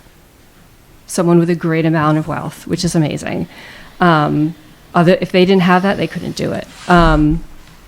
Places like Gaining Ground and Concord, who I just think are absolutely amazing, they have a small number of incredibly wealthy people who are writing checks year after year after year. They get money from the Concord Community Chest. Concord's a bigger town. They have greater wealth. They've been around for like 35 years, and it shows. They've invested in that property year after year after year, and they have a huge amount of impact. They distribute over 100,000 pounds of food a year. And because they are so impactful, they are able to attract those fundraising dollars. The great thing about Massachusetts is there are a lot of community farms. The challenging thing about Massachusetts is there's a lot of community farms. And I hate saying that there's competition for dollars because we are all actually work really close together, and I'm friendly with all the other farms and their executive directors, but it's tough. Littleton Community Farm has faced very significant decrease in fundraising dollars. I have almost a $300,000 budget a year, and we have not hired the staff that we need to run the farm this year because we don't have the money to pay them. It's definitely very challenging. I don't know. I'm not sure if that's an answer because you need to have a very passionate group of people to kind of kick it off and stick with it. That's just a challenge. So that's my experience. So I don't know. And I think, even for the other for-profit farms in Littleton, they're really struggling. They're looking for tax breaks in their properties so that they can stay in business. Jamie's not doing all of those things because she's trying to put another farm out of business. She's doing all those things so she can be here. It's farming locally and selling food locally. You're competing with the commodities market. You're competing with food at Market Basket. The food you get at Market Basket is not the same food you're getting here locally, and people need to understand that. There you go. Thank you. Thanks, Amy. I had a question. Oh, sure. That low bar for keeping the property active according to Mass law that helps us right now, is it the same bar that would apply to somebody who bought the property, who promised to use it for agricultural means? Well, yeah, it may be.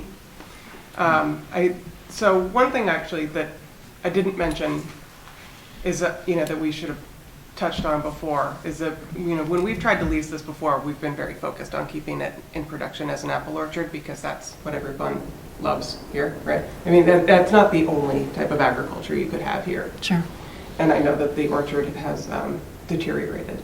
So it may not be, what you end up getting. But I think that MDR would like this to be in not just at the low bar, in some type of robust agricultural production. But I don't know that they would bat an eye at it being turned into something completely different, bees, hay, and anything that's as long as it's agriculture. As long as it's agriculture. So we could insist on something from a tenant or from a purchaser that was much higher than that. But ultimately, unless we wanted to, if they shirk their responsibility, the state's not going to step in to enforce anything that the town agrees to because the bar is so low. Probably. What I would say for any type of RFP, selling, leasing, or anything, if you're going to sell it, I would incorporate into the RFP any town requirements, so anything you all want. In the past, that's been an apple orchard, but that's not been working out well. And then everything that's required in the APR. That's what I put in there. as a minimum. So you could do I the guess- same with a lease. Well, what I'm getting at is that if we are leasing the property, then we maintain that control. If they decide to stop growing apples and start grazing goats, and we're not happy with that, we can look to the lease. Presumably, we're going to have some terms in the lease that would allow us some sort of mechanism to push against that. If we sell the property, and they make the same decision, we have lost all our leverage, and it's up to the state to decide whether that's okay. And it sounds like your opinion is that they probably would not interfere as long as it was some sort of agricultural use. Probably not. I mean, if you would receive a proposal, a plan of what they want to do, comprehensive plan with a business plan and a farm plan attached, and they would use that as a basis for determining if they were going to waive their right or not. So basically bless that sale or say, no, we think we can find somebody better. Yeah. I mean, I think outside of a sale, leasing, it's something we haven't, in any previous RFPs, we've completely been held to. Obviously, we all want an orchard there. We've always had an orchard there, fruit-bearing orchard, and that's been the language of every RFP to this point, correct? Maybe we should consider diversifying, come at us, farmers, with ideas wide open. Yeah, we've asked in the last RFP, I mean, we've asked for come at us farmers, but also there's apple trees here. And, come at us, yeah, do some apple stuff and comply with the APR is basically what we've asked for. But then, we've got other complications with them doing work on structures that are technically owned by the town, and it always raises this question about prevailing wage and public bidding whenever they do work on town-owned structures. Are we going to get the benefit of that? That would all go away if they owned them. And there's still requirements in the APR about structures too. So anything they want to do, putting new structures on, right, they would need to comply with the APR. So it would just remove that one extra hurdle that we had.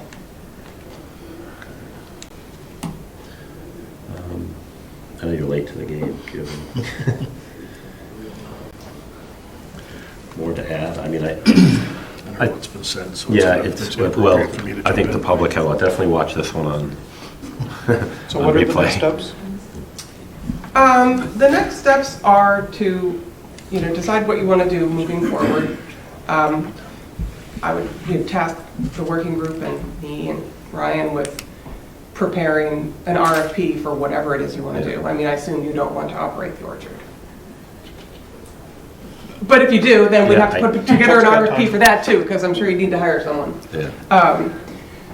And then if we're, whatever we're going to do, we're going to want to work with MDAR just to make sure that they know what we're thinking and can give us any extra. Other than the amount of work on you and Ryan, is there a reason we have to pick one direction out of the three now? Is there a reason we can't put out a lease and a sell RFP or RFI or something? You could do that. It would, we'd have to be just careful that we can compare apples to apples. No pun intended. Oranges. Or was it?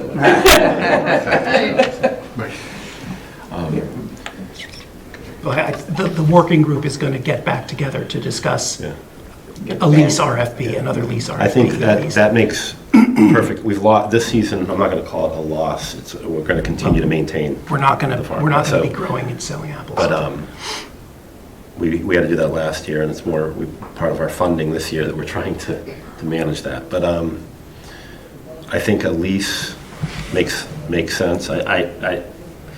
We don't have to pull the trigger on anything. Even when the RFPs come back, if we don't like what we're looking at, we don't have to decide on that anyway. So I did want to hear, Ms. Napoli, do you want to come to the mic?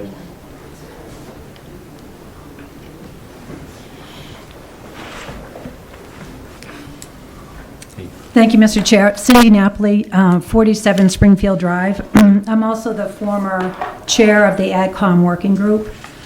So I appreciate you bringing this forward for the town, and I appreciate all the residents here tonight for this important topic. I just wanted to share with the board and the residents that are here tonight some updates that weren't included in town council's presentation. The AgCom working group has been working diligently on this initiative for almost a year now. We met with numerous outside entities, including John Clements from UMass, and we walked the property. I think what we're missing on this is that we could reissue an RFP, but there's certain aspects of the property that need to be addressed. First of all, through walking the property with John Clements, it was determined that certain parts of the orchard are just too far gone. At this point, they really need to just be... Time's up, Cindy. They just need to be clear cut. They're just too far gone. It would be too much time and investment to bring those trees back to life. It's just not going to happen. Fields 4 and 5 are in the best condition. Those were actually pruned most recently. And there's part of Field 9, and Field 9 is the field behind the house, just to give the residents some context. There's part of that field that's in really great condition that the board should focus on preserving. The rest of it was John Clements' recommendation that it just be clear cut. And that's just with respect to the property. The other fields, the ones closest up to Newtown Road, also are just too far gone. Those are fields 1 and 3. He recommended just turning that into a wildlife preserve and open space, because he said at this point, it's just going to take too much time, money, and effort to return those apple trees back to being productive. It takes 5 years for a tree from when it's planted to actually produce fruit, just so that the board is aware of that. The other thing is the condition, the physical condition of the property. There is no working irrigation system on the orchard. So you can reissue an RFP, but there's no irrigation system that's workable that we know of. The well, we don't know what the status of the well is. The water department has gone out and assessed the well, but we were never able to get a well company to actually come out and give us a status on the condition of the well. The main barn and the house itself, we had actually done, we had Classic Construction come out and give an assessment on the condition of those 2 buildings. This was before the flood at the Orchard House, and that assessment on the conditions of those 2 buildings, it was going to cost like $180,000 to make the repairs necessary on the house and the main barn. And like I said, that was before the flood at the Orchard House. The other thing is that there's no suitable storage space for pesticides. I know that because of my conversations with the potential former lessee, Mr. Egger. He informed me that there is no suitable space at the orchard to store pesticides. A separate building would have to be constructed. He also informed me that the basement of the main barn is not suitable to store fruit in its current condition. It's basically antiquated. The property hasn't been updated for a long, long time, even though in the early stages of the whole process of ownership with Mr. Auger, he did take great care of the property, but no money was ever put back into it. And I think that's one thing the residents need to realize is other than what we spent when we first purchased the property, we haven't put any money back into the property. And I think it's going to be really difficult to get anybody to come in and take that property over unless the town's going to invest some money back into it. And the other point I wanted to just bring up is there was lease negotiations fell through prior with Shannon Egger. He runs a multi-million-dollar commercial business, and he walked away from the orchard just because of its current condition, and he just couldn't make it work for his business. So I don't know how we're going to get somebody else to come in and make it work for their business, whether a nonprofit or for-profit, without putting some money back into the property and addressing the issues that we know of right now. So, thank you. Thank you. Well, okay. I mean, this is a good first discussion. Not all great news, but it's obvious we're going to have community outreach and invest some money into this property if we're going to do anything with it outside of selling it outright, which I'll say what I said before. I don't I definitely don't have the feel in this room that that's something that people are willing to take. So we're going to have to look hard at another RFP. We're probably going to end up having to put wells in to this farm, since we know where the water was coming from before, which is not appropriate. To say the least. And we haven't discussed things as simple as the house. And if the town keeps this, what size lot is the house itself on? Can that house be sold separately to a contractor? I don't know, turn it into an Airbnb? And we know it's got about 10 bedrooms in there. I mean, I'm just thinking outside the box with that piece. If I may, I think Yeah. that gets to the ultimate use. I think Amy was saying that, we're talking about trying to sell this as an orchard. You also want to provide potential housing to Yeah. who you would be. Well, for a sale, but I'm talking outside. Right. So, but the same would potentially be the case for a lease as well. So, so then cutting that off might be problematic as it relates to that being a potentially integral part of running it as a farming operation. Yeah. But I mean, a business like Storm Alongside or a business like that, the house was almost a hindrance. It didn't seem like anything. They had talked so about that's using where it as part of their retail office space. potential or office, So but they would be having to do extensive renovations. It's just a thought. If there's some way, if that somehow got mixed into this, and then the sale of that lone piece could actually run or get kickstart what we're trying to do for a lease, or if it becomes part of our municipal resource in our own town. I mean, it's going to take an investment regardless. So, well, go, Amy, please.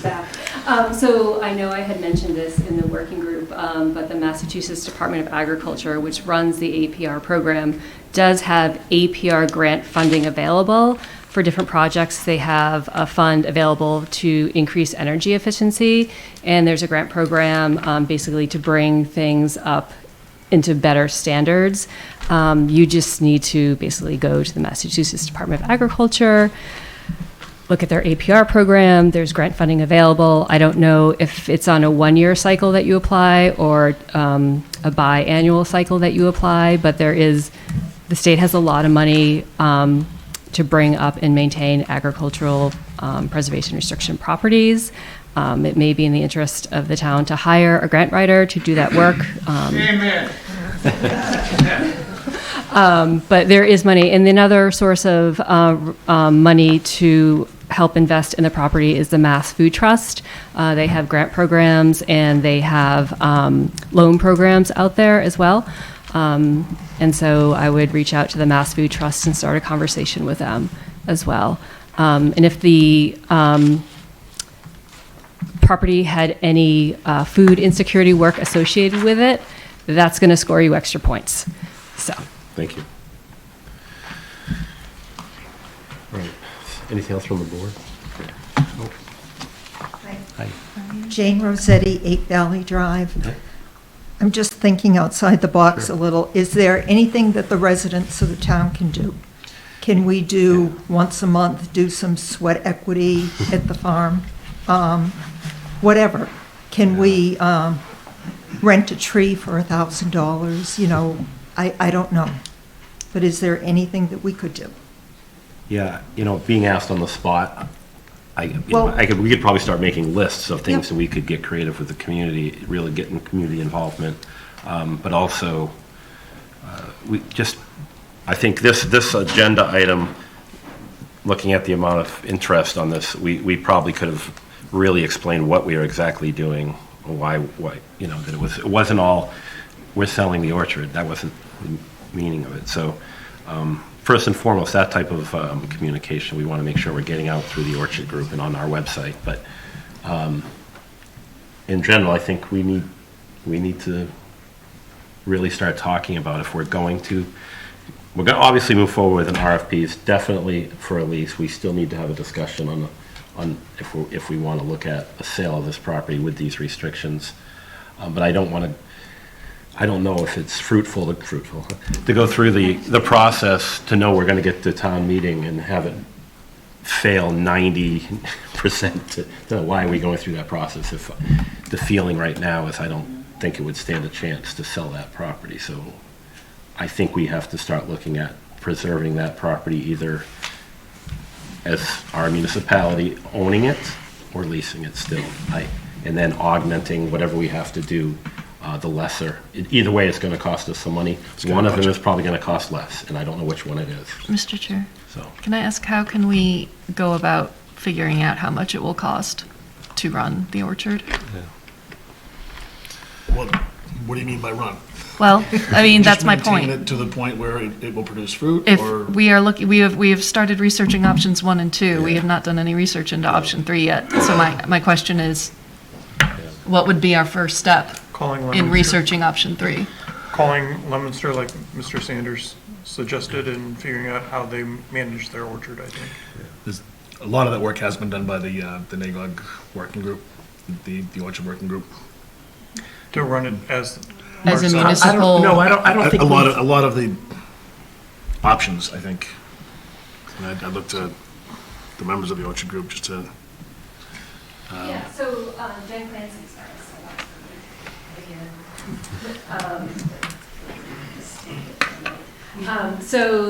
Jen Clancy and I made a trip out to Shillen Farms out in Leominster, I think in November of some year past, and we spent a lot of time talking to them. We understand how that orchard is run. It's run by a board of directors. They have paid staff. There are definitely a lot of volunteers that come and help out for sure, but it's really the board of directors and the staff that do the work. They have, all the equipment in place. They have a well. They have someone who has license to do the spraying. They have all the tools on the farm. They have, kind of a for-profit business selling the apples up and running. And again, they have paid professional staff who are trained in orcharding to run that farm. That's what it takes to run our orchard. As much as I love the enthusiasm of volunteers are not going to run this orchard. What It's is the just not budget? possible. What is their budget? What is their budget? I'd have to go back. staff, and I mean, there's a number to that, obviously, Right. right? So we can find that out. Yeah, and they might have an annual report on their website, and you can request it. They're a public entity for the public good, so you can request that from And them. I really think we should stop thinking about not restricting ourselves to the entire place being an orchard. Find the best field, keep it the orchard, and then open it up to other possibilities. Yeah, I think it needs to have a broader look to it. I think the apples may be too far gone, and we need to look at vegetables or grazing animals or haying it or, someone who had a therapeutic animal farm for. Arboretum. Yeah. So that what volunteers can do, I would say, is to what Ms. Napoli was saying Yes. earlier. If there is a plan to go and cut down the trees, we should mark them and put out a thing to say, we are doing this and we need help clearing it. Last year when it was going on. There's insurance Yeah. issues of residents coming Yeah. out with chainsaws. Well, no, I appreciate the help, but. But last year, when the pruning was done, there were volunteers that went out and moved all the prunings Yeah. so that the highway could come. There were not many of us that were doing it, and we could have used a lot more bodies, right? So when efforts like that happen, sign up. I used to go out every Tuesday with Art and Ray and Charlie, and we used to clean conservation properties. Yeah, so. All right, thank you. All right, we're going to table this. Thank you all that came out for that particular topic, and there's a lot more to come on it. We realize that. We'll be open for communication on what our plans are regarding RFPs into the fall. Which, as of right now, we do have an update, I guess, status of the orchard, which is the department. Did you mention that DPW is? Yeah, we did in the beginning. All right, good. So managing it, at least to keep it mowed. We have staff being hired to help keep that almost kind of like we did last year. So. Would you like to return back to item 3? Yeah, that would probably be good. Okay. Thank you. Thank you all that came for that.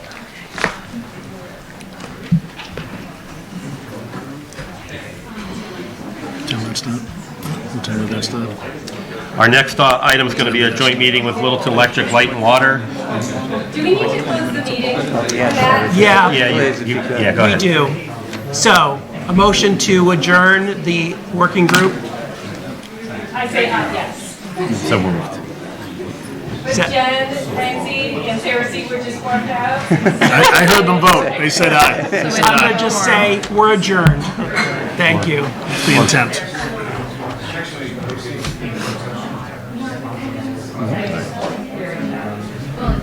Do we lose light and water? No, they're not.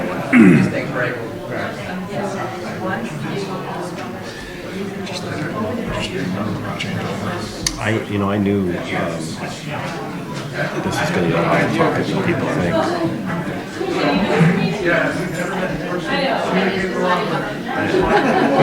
But if they're cleaning. Gary, are we in recess? No, I think they were pulling in light They were water. just grabbing. Do you need one?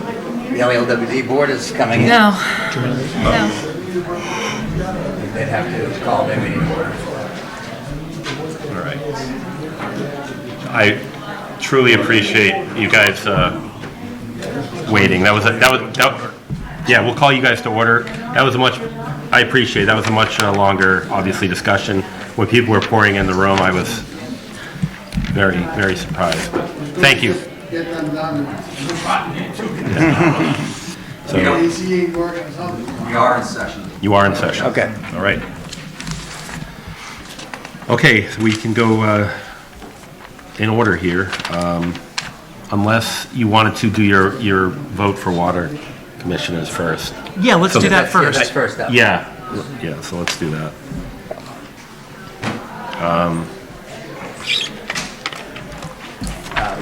If I may, Mr. Chair, so this is a joint appointment of both the Select Board and Littleton Light and Water Commissioners to fill a vacancy on the LALWD Board through the May 2024 annual town election. So we have two candidates that are up for this. It is my understanding in terms of the actual vote that we'll be taking will be, and I have the town clerk to correct me if I am wrong, but it is all members, all 10 members will be voting, and then the majority. Nine members, my fault, okay. It is a roll call. It's a roll call vote, okay. And, yeah, please. Thank you. Diane Corey, Town Clerk. So I just want to, I know that there were some questions about this evening's vote as far as the process was concerned. And I know that some residents were concerned that the process was rushed. And this was not rushed. Under Section 11, Chapter 41, it states that when a vacancy happens on an elected board, it is not normally a select board appointment. So it's a little bit different in that it is a joint appointment. And so people think that because it's an appointment by the select board, that it should go the full 4 weeks. So if you look at Chapter 41, Section 11, it states that it's 30 days that you are notified, you must be notified. And then it says that it's only 1 week. So we are given an actual lot more time in there. So I know that, Mark, that you were concerned. What's the 30 days? So 30 days that the elected board notifies the select board of an opening. Within 30 days. Within 30 days. Okay. And if they don't notify you, then you automatically are the ones that are actually going to make that appointment on your own. So I know that you were concerned that you said that because your policy states 4 weeks, but we didn't do the full 4 weeks because that's your normal policy. But based on Chapter 41, we don't have to do that. We only have to do a week from the time that the actual board notifies you. So we've given a lot more time and posted a lot longer. So I just wanted to bring that out to you so that, whomever asked you that question, you can go back to them and let them know Mass General Law says we only have to do a week. All right? Thank you, Diane. So again, to recap the rules, we have nine people voting, is that right? And it has to be by roll call, so. Okay, all right. And normally, it's really, the elected board is kind of bringing forward to you whom they have had come to them. All right. Sure, okay, okay.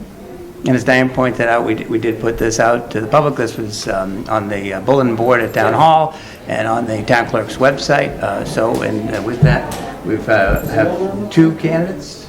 It was on our website also. Oh, was it? Okay, good. So, We'll have another one in a few weeks with the housing authority. okay, good. And the 2 candidates that we have before you this evening are Mr. Joe Knox and Miss Melissa Hewitt.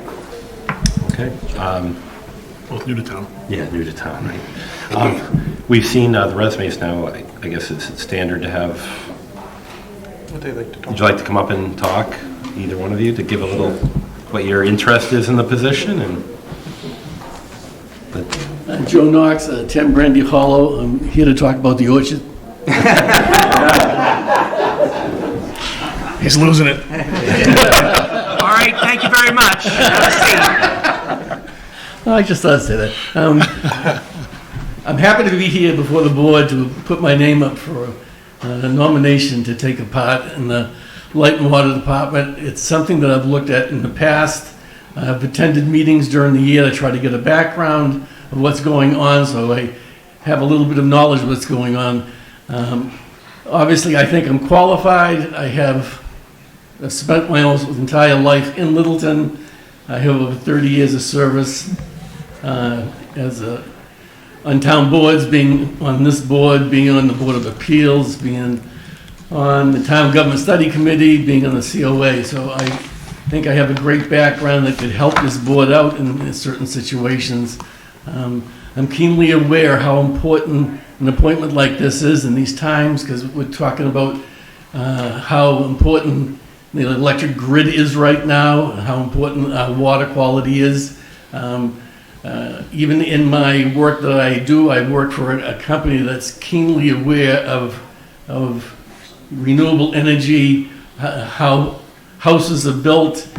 The gentleman got me more interested in that topic on how he does things on purpose, and that's the type of thing that I was aiming at in that. So I would hope that you would give me serious consideration for this position.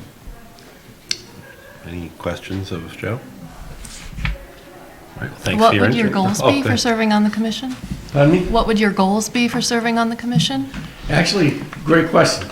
I mean, I've been reading quite a bit about certain things, about renewable energy, reading about sustainability, and topics like that. I'd like to get more information. This commission is already doing things like that, but I'd like to see that expand a little bit so we can work on those type of things. So that's some of the goals there. And maybe even bring things to a little bit more transparency, because sometimes people say that they might not be as transparent as possible. But I won't overstep those bounds either. I'm stepping into a commission that's running really well, and you only have to look at our rates in Littleton, and I think we're third at all the utilities in the state as far as rates go. Thank you. I apologize to Light and Water. You guys, any questions from your board? We're familiar with them, we've already Yeah. done that. Vetted them somewhat? Okay. They're very quizzing. Yeah. Okay. All right. Thank you. Thanks, Joe. Melissa?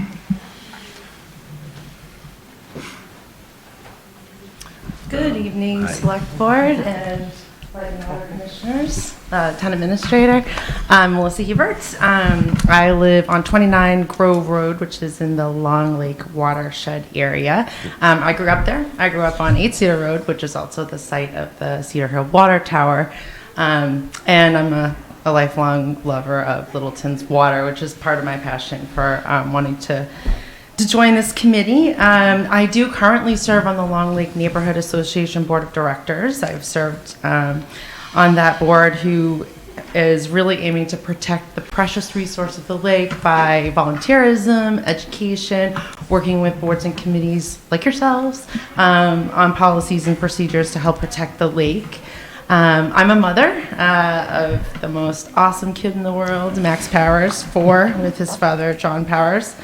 And professionally, I am a consultant with Microsoft. So I do have, I think, a good background that I think could help the Light and Water Commissioners achieve their goals as well. And I'm also passionate about volunteering. So this brings together a lot of things that I love sort of on this board in the past and other boards in town. So thank you for your consideration. Goals? Yeah. I definitely want to, I think it's so awesome how low our electric rates are. And so it's important to me. I've always had a focus on, low and fixed income folks and making sure that anything we can to save money and keep those rates down. Definitely for me, having a connection with the Long Lake Neighborhood Association, the lakes are and the water, just in general, is just a passion of mine. So anything we can do to continue on the good path there. And there's a lot of things that we got to solve in the water area as well. So those would be my focus areas. Can I ask a question? Do you still have that paper calendar in your purse? Yes, always. I actually don't have it tonight, but I do have it. I don't know how you operate off that thing. Yeah, I can't. All right, that's a private joke, I guess. I guess. I literally Thank you. always kid. Yeah. Anytime we'd have a meeting, hold on. Let me check my calendar. It was like Mr. Whoopi taking out the magic 3D board on Tennessee Tuxedo. Light and Water Commissioner, same. You've already, any, good? Okay. Thank you. Thank you. Thanks, Melissa. All right, so this will be, if there's no further discussion, we can, have you voted separately as a group by chance? Not yet. Okay. Just a recommendation. Do you want to take a vote with your recommendation? Do you want to make a nomination? I understand that. Sure. You go first. So we'll do a roll call vote, and you guys are, you set? You ready? Yeah. Okay. Yeah, all right. So are we doing a vote together, or you're taking a vote to give us a recommendation? Yes. Yeah, we're gonna go first. Okay. That's the way I understood it. Yeah. Thank you. All right, so I will take a roll call. I will vote for, I'll start with you, Jimmy. Nomination. So, Don't we need a motion?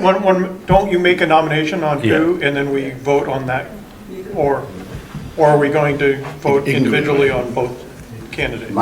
Well, when I, They can make a recommendation to you, and they can make their vote presented. Okay.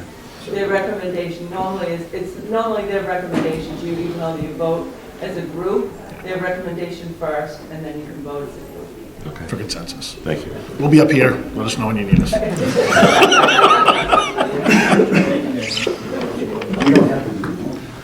No, they'll make the motion. Yeah, we do. right, exactly. So, Oh, I see. Okay. you're Joe. Dick.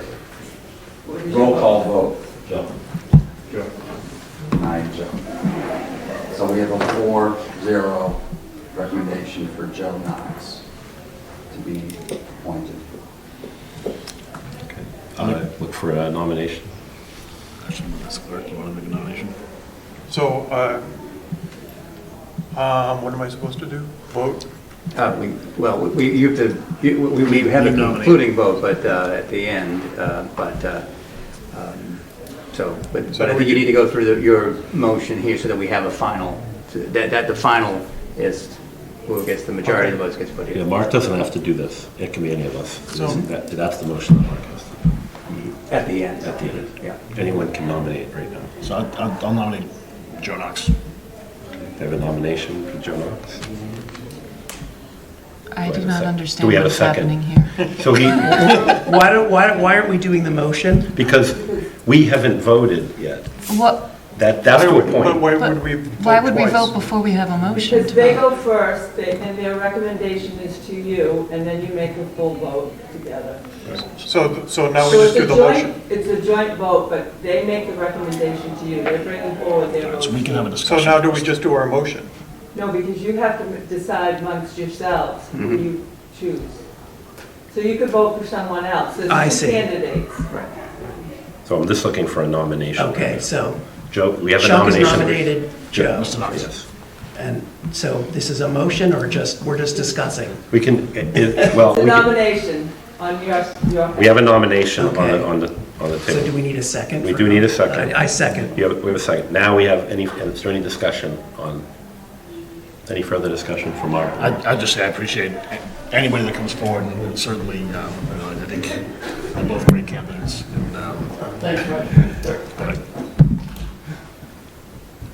I'm just so confused with what we're Yeah, I doing, know. so. So what we're doing, we're basically doing Just tell me what a I'm straw supposed poll, to do. and then once we see where we're going, we're gonna go with consensus, and we're gonna We make a have- motion where everybody votes. This is just a select board. We have a motion and a second for Joe Knox. All those in favor Or we're doing a roll call now. of that or- motion? Yes, roll call vote. All those in favor of motion for Joe Knox, to appoint Joe Knox, please, roll call vote. Aye. Aye. Aye. Aye. Okay. So we've got consensus, and now you can do We the have motion. consensus.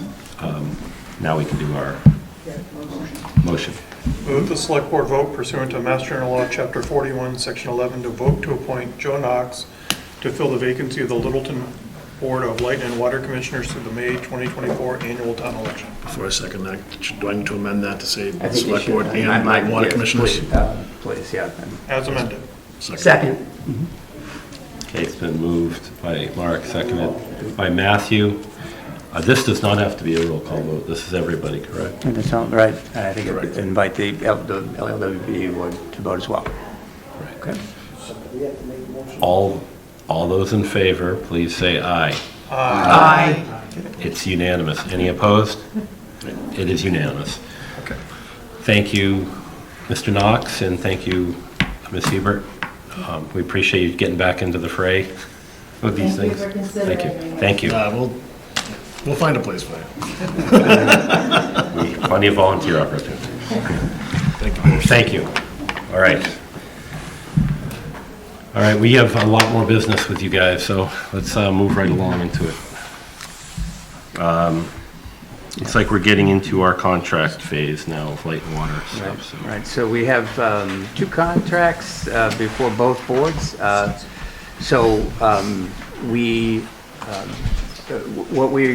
This is technically a vote of the LELWD board, but the way we have set up the motion would be that the select board would be supporting that vote, but ultimately it is an LELWD vote. So with that, we have two contracts. One is the treatment facility, or as the current parlance says, the water resources recovery facility. I want to make sure I'm using the correct terminology on that, and then the other being the collection system. So with that, Mr. Chair, I turn it over to the LELWD General Manager, Nick Fowler. Thank you. Yeah, thanks, Ryan. Thanks, Chair. Before we jump into that, I just want to recognize Bruce Trumbull.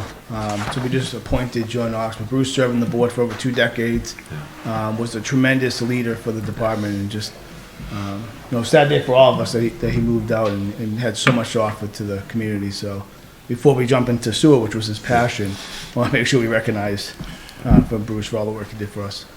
To that end, Ryan, maybe we can do a commendation. Mm-hmm. That's a good idea. For him. Yeah, thank you. Yep. Thank you. Thank you, Make a Bruce.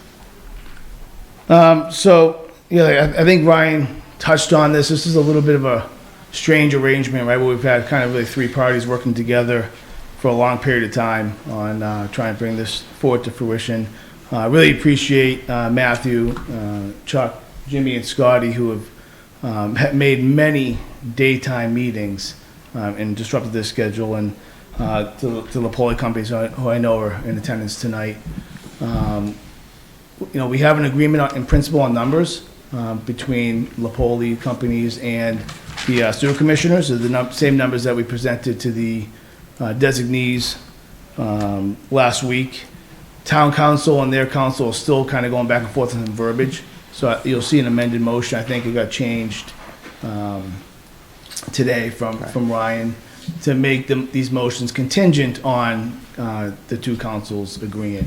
But it's really, verbiage is not anything to do with the numbers have been identified as they were shown to you all last week. And it's significant funding is coming to the sewer department because of this. As part of this agreement, the Poli companies are paying us $18.3 million to connect the sewer, but also giving us access to $9.5 million of MassWorks grants that they were able to help secure for us. So it's over $27 million, almost $28 million. And that's why the partnership is so critical between the town, the commissioners, and the Poli companies. And really fortunate to have a lot of people working together to try to solve this project for all of us. So the first contract that Ryan has is the water resource recovery facility. That's the plant. That's the one. It's just shy of about $20 million. And the significance of us here tonight is because we've already been through one pre-construction meeting last week for the collection system, and this one is tomorrow. So we're at the point where we have to sign contracts to kind of make a decision of go or no go.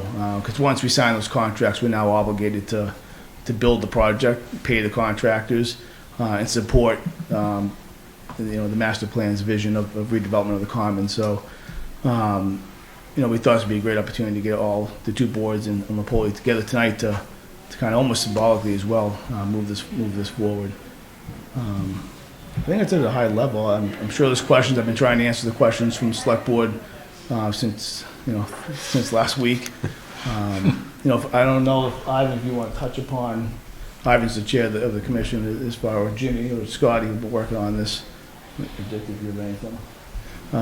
As far as where the commission stands, but we believe we have full support from the commissioners with the agreement that was struck with between the town, us, and the Poli companies. Some parts of the project, as we discussed, have kind of been pulled out of the betterment piece.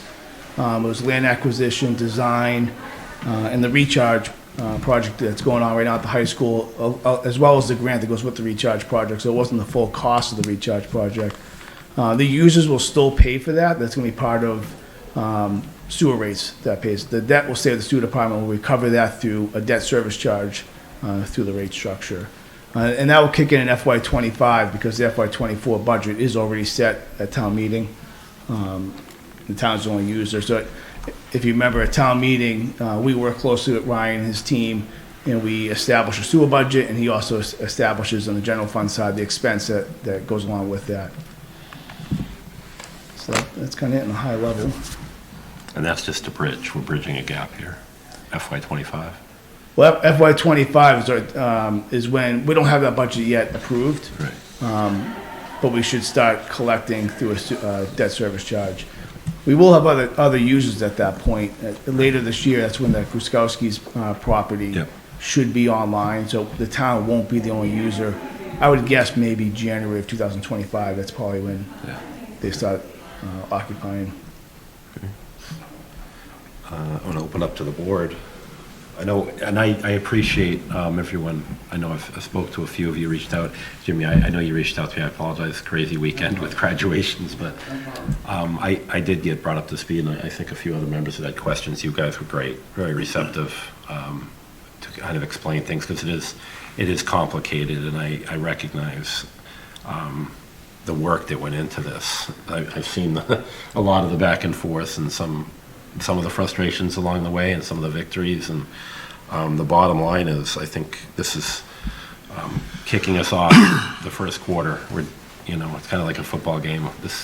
Let's move now we're moving on to the second quarter, and we can really start to move things along. So I wanted to just thank the Napoli companies for sticking with us, getting through this. I think we're going to be great partners, and I look forward to working, and our board looks forward to working with you guys moving forward. Thank you. Do we want to give them a chance to speak? Yeah, and absolutely. If you wanted to speak at all towards this, either just to talk about the process for you guys or whatever you like. Hi, I'm Jerry Lynn Darcy with the Poli, and we really just want to take an opportunity to thank everyone. This has been a very difficult process for us, and it's a process that started several months ago, and actually longer, because one of the things that we looked at and considered when we were approached to look at this opportunity was the cost of bringing the sewer to that site. And initially, we really relied on an amount that was far less than what we ended up at. And in fact, it was in the $6 million range. So to be at $27 million today is very difficult for us. And we have, as a group, we have collectively had to really be thoughtful about how to move forward and the underwriting. And we're having very difficult conversations with lenders, and we're still trying to make this work because, as you can imagine, not only do we have to contend with the increased price for the sewer, but we also have tremendous increases in construction. We have, one of the things that we pride ourselves on is being an amazing partner, public-private partner with the state, with the municipalities, and that's one of the things that I think you all noticed is we are very local and we're very hands-on, and we love to be shoulder to shoulder. We love to listen and hear what people's feedback is as we walk through the process. So I think collectively, we've really learned a lot about each other and a lot about the community, and I think that it was a concerted effort and true collaboration to get this done. That being said, I think we will rely on the town to encourage the state to help us in any way moving forward. And we will also expect the town's support and assistance in any type of concession that we can consider for the benefit of the project. Because the cost, just to look at the total cost of the project, hundreds and hundreds of millions of dollars, a combination of retail, commercial, parking garages, residential, and the state's, the current administration, similar to the prior administration, housing is a huge issue. It's one of the most, I'd say one of the top 3 issues for the administration is getting more housing in, and this really will help not only this community but the state. So in total, what I would say is, Sal is here, and Sal has been champion. He's the CEO, but we all know that he is here every day, working, rolling up his sleeves, and he's probably the most hands-on CEO that I've had the pleasure of working with. So I do appreciate, Sal does appreciate, and we look forward to continuing to work together to try to manage the costs so we can get this project out of the ground, because it is transformational. And I think it's going to define the town's community center.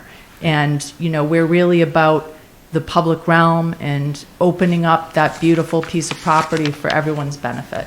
So again, I would like to thank you. And after all of the time and effort we've had, we really appreciate your help. Great, thank you. If I can just jump in, please, just on the heels of that, Jerry Lynn mentioned collaboration, and certainly it has been a collaboration, not just with the Holy companies in the town, but just internally in the town, with different departments, whether it be the finance department, the light and water commissioners, the select board, the town administrator's office. There's been a lot of hands on deck, and there's been the collaboration and the partnerships and the teamwork that everybody's put forward, and it's been, the term partnership's been used quite a bit, and beyond the teamwork that I think we've fostered some really good relationships between our board and the light and water commissioners, the sewer commissioners, as well as with Lipoli companies, and through Lipoli companies and our relationships with the state and Lipoli's relationships with the state. I think we need to continue to be mindful, and Nick, you mentioned it when you were doing your summary, and the access to the $9.5 million that, in large part, because of the leverage and the relationship that Lipoli companies has had with the previous administration and the current administration. And I think that we've seen the benefit of collaborating and working together with Mr. Armstrong, who's one of the crackerjack construction guys that has already shed some light on some stuff in the construction meetings, and you know, just the fact that willingness for all of us to work together in order for us to all succeed. We all truly will be working together, and I think there'll be a lot of benefit for the town of Littleton, certainly, for our residents, for you know, the Poli companies, for the state, and for this administration. So it's exciting to be part of it. I think, Matthew, I don't want to speak for you, but I think there have been a lot of meetings, and there's been some, you know, a lot of frustration, a lot of head banging, but at the end of the day, it's been very respectful and very productive, and I appreciate all of you, and certainly, you know, my colleagues that for showing up and getting stuff done. So thank you all. So I'm just gonna, Jim Carr, I'm just gonna piggyback on Chuck. This project has been going on for 20 years. I think the most important part that we need to recognize is the support we got from the town.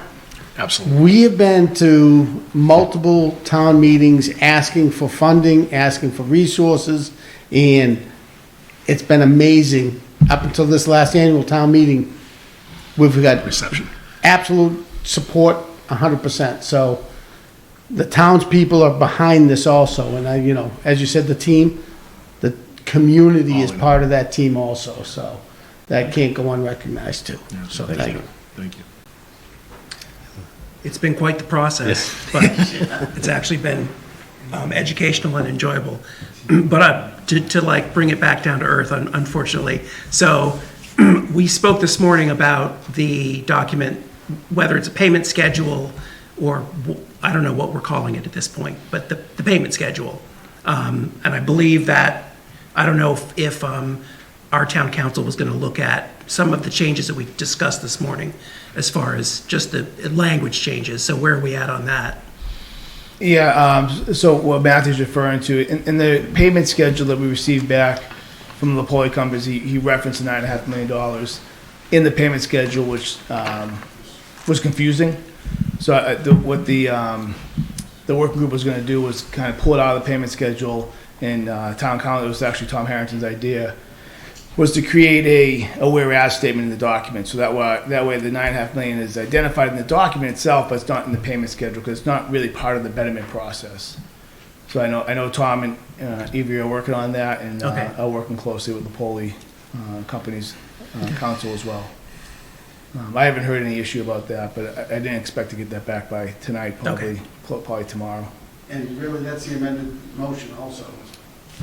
Yes. Yeah, right, so, that's what was going to be my next question is, we'll make the motions contingent upon that being executed. In the updated packet, the motion that Ryan will show you, that's what it is. It's contingent on an agreement approved by town council, something along those lines. And then I asked you earlier, but the rest of the board can know, the debt service fee for the town, like the town is going to bear the brunt of that at least for the first year or two, maybe. And so I'm wondering, you know, can you give us a figure? Yeah, and Steve, correct me if I'm wrong, because he knows the numbers inside and out. I believe it was just shy of about $300,000 a year is what we projected those pieces of the project to cost, which we're carrying now in the budget. Those aren't, other than the recharge site, which right now is being constructed, the design and the land purchase have been, the land is that's already bonded, that's a known number. Design, I think that's a short-term bond, Steve, right now? So we're paying debt service on that money already? We're paying debt service on that now. Yeah, but it's about $300,000 a year. I think the other question you had, Matthew, at the meeting this morning was on the town's betterment, which, so if we pull those pieces out of the project for the Poli companies, we have to treat all users the same. So it gets pulled out for all users, including the town. The town's betterment would be $802,000. I know that question's been asked a few different times, and with the numbers changing and constantly in flux, we haven't been able to answer that question. I think we said it'd be under $2 million. I forget, but something like that. But it's $802,000 is the final number. And then the $300,000 will get subdivided as more people come. Yeah, so that come onto the system. Correct. Yep. Okay, so the town share will go down. Right, but your original statement was correct for a year to 2 years until we get users online. Because it's a 2-year construction schedule, so there are 2 years the town is going to have to carry that cost. Completely alone. Yep. Okay. And you're carrying that cost now. Sure, no, I understand. I was just wondering what the timeline of that going away is going to be. Sorry, we're carrying that cost now for the design and land purchase, but not for the recharge project, right? Right, because the recharge project, well, some of the recharge, but not fully, because the recharge is being built now. That's part of the bid that we've issued, so we're paying the debt service on that now. We're paying the debt service on all three of those items now, and it's about 300,000. Sorry, Bart. Okay. Thanks. Yep.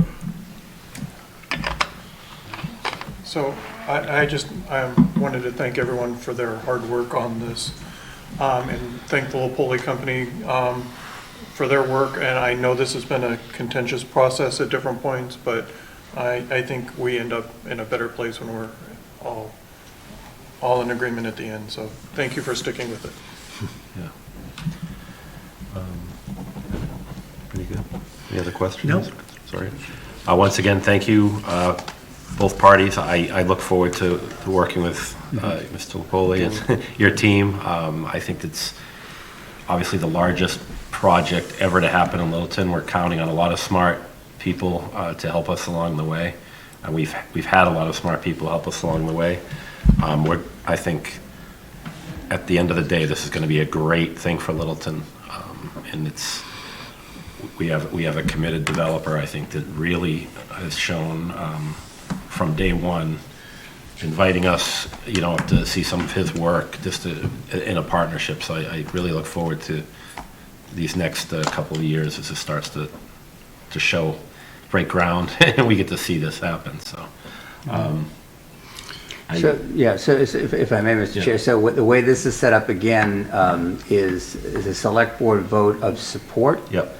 And then we've got two separate votes that'll be taking place with LALWD. We're going to be doing this twice because we've got two separate contracts, one for the collection system and essentially one for the resource recovery facility. So, I'm sorry, the collection system and the water resource recovery facility. So it'll be a lot of the same language, but it just kind of covers us. So, so the first piece is the water resource recovery. So just to clarify, this has the clause in it that you were looking for?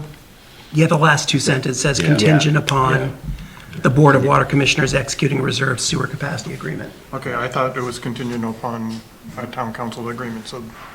That's, so you're right. So let's go through it. It might be helpful. So the first, just to discuss, so the first piece is that it's a vote of support, and this contract's with Methuen Construction for the water resource recovery facility, contingent upon the Board of Water Commissioners executing a reserved sewer capacity agreement with 550 King Street LLC.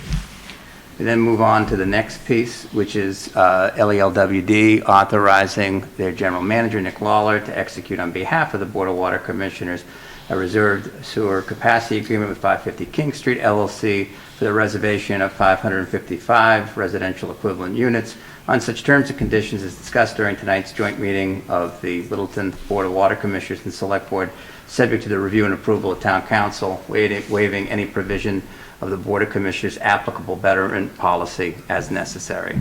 And the last piece is LALWD and the Water Commissioners voting to authorize, again, Nick to execute the contract with Methuen Construction for the Littleton Sewer Expansion Water Resource Recovery Facility in the amount of $19,996,194, effective once the Board of Water Commissioners has executed a reserved sewer capacity agreement with 550 King Street LLC. So a lot of repetition in that, and we're going to be doing it for two separate pieces. So I just wanted to, get everybody aware about what this roadmap is in terms of the vote.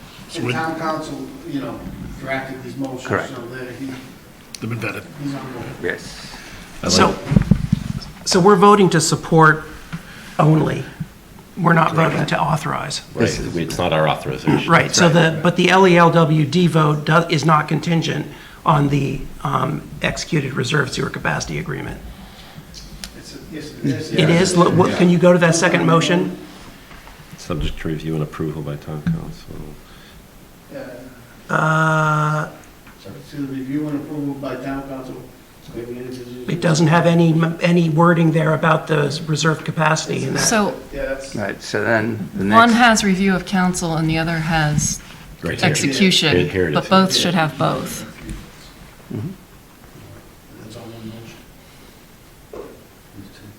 And so it's, yeah, so it's being proposed as three separate motions, Select Board, LELWD 1, LELWD 2.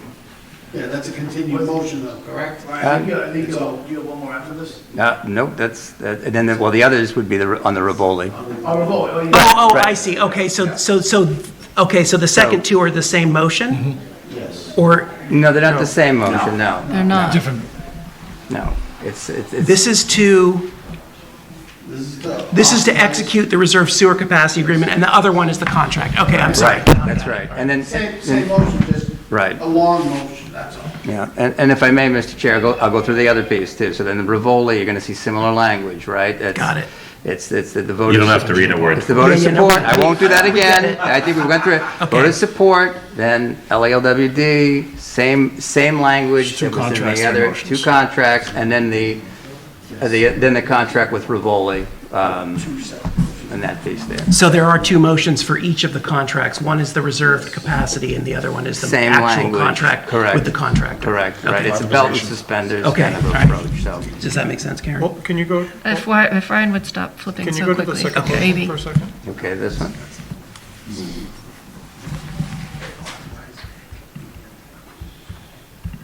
Subject to review, okay, so this is giving him the right to negotiate the sewer capacity agreement, which he has to do before he can execute the contract. With the Is that approval of correct? town council. I'm simplifying it. This says you're gonna negotiate a sewer capacity agreement.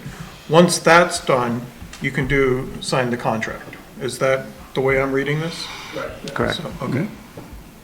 So that's why the third motion doesn't have to be dependent on town council, because you've already cleared town council before. In the motion prior, yeah. In the motion prior. Correct. So I guess where I'm confused with, it says motion continued, it's all one motion. No, it's two No, it's motions. not. Yeah. It's two motions. Yeah, I would do it as separate ones, no, okay. This is our first step right here with the So, construction. the first step would be the select board, right, on the Methuen piece. So just one, so we're authorizing the contract. No, you're We're voting to voting to support. support the contract Support, so. once the second motion is cleared. In essence, effectively. yes. Okay, Okay, clear as mud. got it. Do you feel more comfortable if they vote first? No, I'm just trying to figure out, What we're voting for. I'm just trying to figure out. So this is basically saying we're supporting the second motion and the third motion contingent on the second motion passing. That's right. We're okay with what they're doing. Yeah, Basically what it comes down to. yeah. And the select board would vote first so as to give LELWD the go-ahead to go. Okay. Go forward. Okay. Is everyone okay with this now? I am.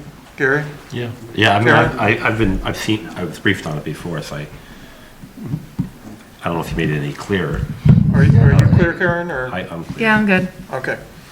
Move the Littleton Select Board vote to support the Littleton Electric, Light and Water Department, LELWD Water Commissioners vote to authorize the LELWD General Manager to execute a contract with Methuen Construction Company for the Littleton Sewer Expansion Water Resource Recovery Facility, contingent upon the Board of Water Commissioners executing a reserve sewer capacity agreement with 550 King Street LLC. Second? It's been moved by Mark, seconded by Matthew. All those in favor, say aye. Aye. It looks like it's unanimous. Thank you. Okay, I'll ask for a motion. Move to authorize Nick Lawler to execute on behalf of the Board of Water Commissioners a reserve sewer capacity agreement with 550 King Street LLC for the reservation of 455 residential equivalent units on such terms and conditions discussed during tonight's joint meeting with the Littleton Board of Water Commissioners and Select Board, subject to the review and approval of Town Council, waiving any provisions of the Board of Water Commissioners applicable betterment policy as necessary. Second. Okay. I have a motion, and it's been seconded. Any further discussion? I'm good. Okay. Take a vote. Those in favor? Aye. Aye. Opposed? All right. Second motion, move that the Littleton Electric Light and Water Department, LELWD, Water Commissioners vote to authorize the LELWD General Manager to execute a contract with Methuen Construction Company for the Littleton Sewer Expansion Water Resource Recovery Facility in the amount of $19,996,194. Effective once the Board of Water Commissioners have executed the reserve sewer capacity agreement with 550 King Street LLC. Motion's been made. Second. Okay, I have a second. Any further discussion? All right, go for a vote. Aye. Aye. Those opposed?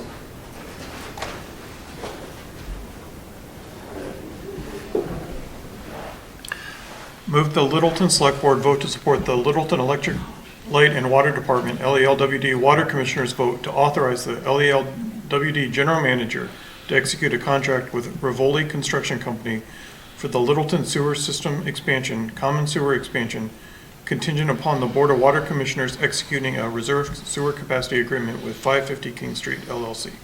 Second? It's been moved and seconded. Any further discussion? All those in favor, say aye. Aye. It's unanimous. Move to authorize Nick Lawler to execute on behalf of the Water Commission, Board of Water Commissioners, a reserve sewer capacity agreement with 550 King Street LLC for the reservation of 455 residential equivalent units on such terms and conditions discussed during tonight's joint meeting of the Littleton Water Board of Commissioners and Select Board, subject to review and approval by Town Council, waiving any provisions of the Board of Water Commissioners' applicable betterment policy as necessary. Motion's been made. Do I have a second? Second. Okay, any further discussion? All those in favor? Aye. Opposed? Move that the Littleton Electric and Water Department, LELWD, Water Commissioners vote to authorize LELWD General Manager to execute a contract with Rivoli Construction Company for the Littleton Sewer System Expansion, Common Sewer Expansion in the amount of $393,039 effective. I know, Fred. I know. Effective once the board. Listen, I'm glad I can read this. Once the Board of Water Commissioners have executed the reserved sewer capacity agreement with 550 King Street LLC. Motion's been made. Do I have a second? Second that. Okay. All those, any further discussion? All those in favor? Aye. Aye. Any opposed? Motion carries. It's finally happening. That's good stuff. Lots of work So, went into that. I'll continue to keep Matthew and Chuck up to speed as far as, and Ryan, obviously, as this progresses over the next week. And if there's any questions from anybody on the board, please, you all have my cell phone number, please feel free to reach out. And, I think we do best when we have all the information to everybody, so continue to please call with questions and emails, whatever, doesn't matter. Communication's been great, thank you. Thank you. Do you want to jump right into Boxford now? Construction meetings too. That Ryan's Yeah, the construction meetings, Ryan has that schedule. Like Chuck said, Gary Armstrong from Rivoli Companies has been present, which is helpful to have another construction mind in there, so. Yeah, that's great. Those are open to anybody as well, if you want I'm good. to spend 2 hours at a construction meeting. More than welcome to come. Feel free to share, Ryan.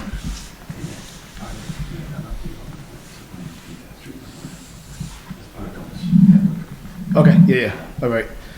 You ready for this item D, Gary? The water? Yes, system let's move expansion? on to our last point of discussion with you, update on water system expansion, Boxborough intermunicipal agreement. Yep, town council's been working on this one as well, and if you remember, before town meeting, there was a bunch of comments and questions came both from the finance committee, select board, commissioners, finance team, Steve Venuti, and Ivrea has adapted the IMA to address those.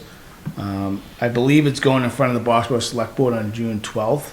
They haven't really commented on anything, so I'm thinking that means It's a new good. board, though. We'll find out on the 12th. We've reached out to the town administrator several times to ask him if there's any concerns, and he hasn't relayed any concerns. Really, at this point, we're trying to finalize the properties that are going to connect, because that obviously impacts the cost, and kind of work through the betterment process and collection process.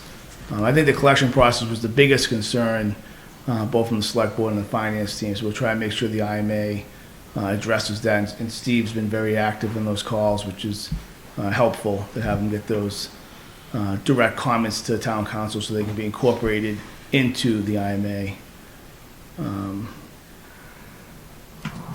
Obviously, that June 30th deadline is coming fast, so I think you have meetings on June 20th, so June 20th would be our next meeting, and if necessary, we could. We'll have it on there regardless. I think keeping the pressure up with. Yeah, we haven't given them a if necessary option yet, so we're hopeful that they come out of there at the 12th with something, and then we'll be in front of you on the 20th with the finalized IMA. That's four new members on that board, right? Well, 3 new members and 1 resignation. Which hasn't been replaced yet. Yeah, she just Oh, yes. resigned at the last meeting. So Walking all in. of the changes that we talked about, all the legal fee stuff and everything, that Yeah. all got rolled back in the last draft we sent to them? Yep, on May 19th, Ivrea sent them a draft that addressed legal fees, admin costs, some of the documentation they requested, and the betterment collection process. So Okay. those 4 comments that really came back, it was really the finance team that brought those back loud and clear. I couldn't really relay that clearly to Ivrea, so we had Steve on the call, and Steve was able to do it. Steve spent the time and actually redlined the document, got it back to her, so Okay. it's been helpful. I think she has all those comments and has given it to them, and they haven't commented back to us. And they've had it for 2.5 weeks, 3 weeks now, roughly? Yeah. Yeah, okay. Yeah. Okay. Let's have a finance committee joint meeting on the 20th. Okay. We mentioned, we did Has the say. finance committee seen, I'm, Yeah, if we could, yeah, we haven't seen a draft since. I mean, and we'll have a meeting probably prior to the 20th as well, so Okay, probably good for us to be able to review that. And Okay. I agree we should have a joint. thank, all right. Yep. I'll get that up to you guys.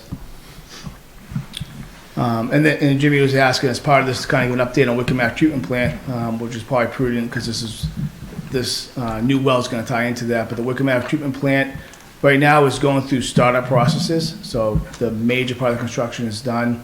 Startup's going to take a long time because it's a very complicated startup procedure where you bring in 3 different wells into it, treating for different contaminants. So right now, wells 1 and 3, we're working with DEP that's on Wickham Ave, to bring those wells into the plant. Those aren't the PFAS contaminated wells, so that's just for iron and manganese. It takes time to get the iron and manganese filters up and operational, so that'll probably be through the summertime. So you won't see a drastic water improvement immediately once we turn that plant on. And then the Spectacle Pond well, that's the one that has over 20 parts per trillion PFAS in it. That will be in most likely the fall due to capacity demand, so that we can bring that over to the new plant as well. But we're still blending with the temporary pipeline, so we're still under the PFAS limits, but that won't be going through the plant through the new PFAS filters probably until late fall. But the project is just about wrapped up from a construction standpoint. It went very well. Very happy with Winston Builders, did a great job on that project.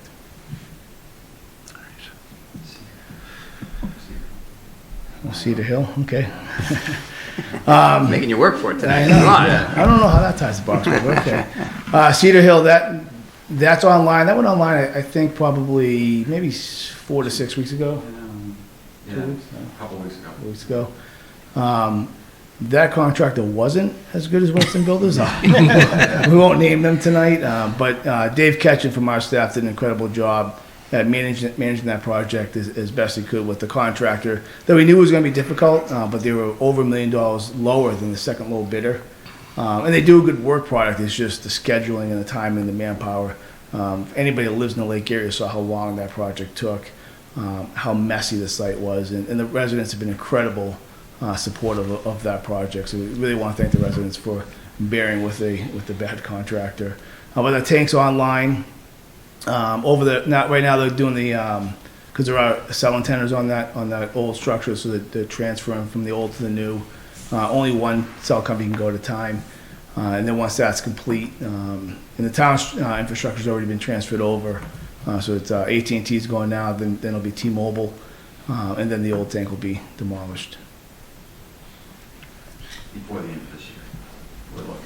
Yeah, should be soon, but It will happen. I don't know if there's any other projects you guys have questions on.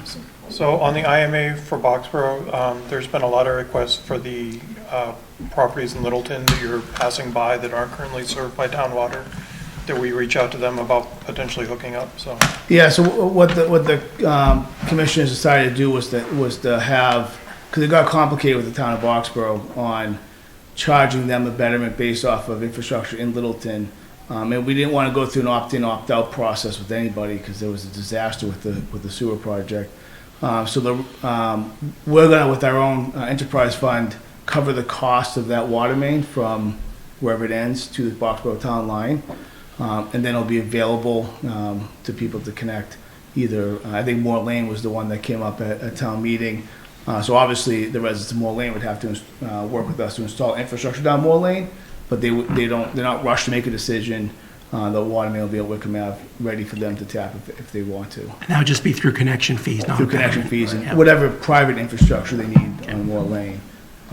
But the board felt that was the most supportive way to be able to, similar to when we did the water main on Great Road, it was a benefit to the plant to do it. We see it as a benefit to the plant. So now it's there to be connected to. How much of that main are you paying for out of the enterprise fund? Like 5%, or is it more than that? It was roughly, I think it was like $700,000 roughly. Out of, I think that was. What is the main? I think it was like 13 million, Okay. something like that. Okay. Yeah. We do think we're gonna hear more good news on funding, external funding for that project. Not ready to announce yet because it's still hush-hush, but we think we're about to receive some significant funding from the DEP on that project as well. That's great. All right, any other questions from the board? Thank you. Great, thank you. Thank you, guys, and Have a thanks good for keeping night. us informed. Appreciate it. Busy. Good luck, thank you. Thank you all. All right. Since Mr. DeCoste made us wait. Anna Houston's been waiting a while. All right. Well, she's going to stay anyway. I'm going to get her right now. I want to jump to other appointments since Anna's here. You want to go to appointments? Okay, we can go back, we can do that. So 7A, 7A, Affordable Housing Trust appointment. so this is a request to appoint Anna Houston, who is here this evening, and I don't know if you want to say anything, or but to the Affordable Housing Trust Fund Board of Trustees, and this would be an appointment through June 30, 2025. I don't have any comments, you all. Okay, there you go, thank you. So it's up to you if you have any questions. There you go. Nope. No, I think we're Thank you. quite familiar with your work, so thank you. Thank you for volunteering. I'll look for a motion. Move the select board vote to appoint Anna Houston as the town administrator designee for a 2-year term on the Affordable Housing Trust Fund Board of Trustees expiring June 30th, 2025. Second. Been moved by Mark, seconded by Chuck, I think snuck it in. All those in favor, please say aye. Aye. It is unanimous, thank you. Good. Let's, we've got a couple, we got 2 in here, we got a few more. So this is the appointment to the Town Administrative Search Committee, TASC. We had one citizen reach out to us. That's Ivan, who's here with us this evening, and volunteered to participate in the Town Administrative Search Committee.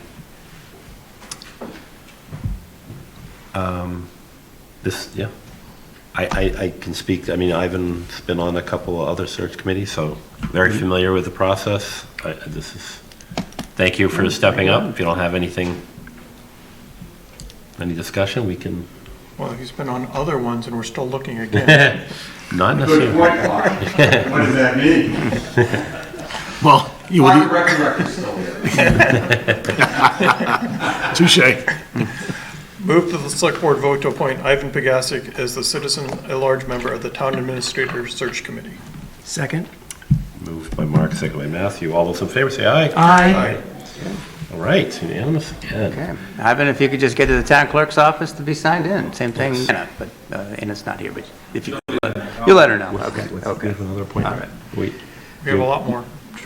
So do you want to keep on this? And in terms of anybody else who's here, I don't believe. One person is Jonathan. What's the appointment? Okay, we've got one. So I think- Historical commission. It's the historical Okay. commission, just so we can move them along. Let's see, where is Jonathan? Oh, there you are, Jonathan, there you are, okay. So, right, and George as well.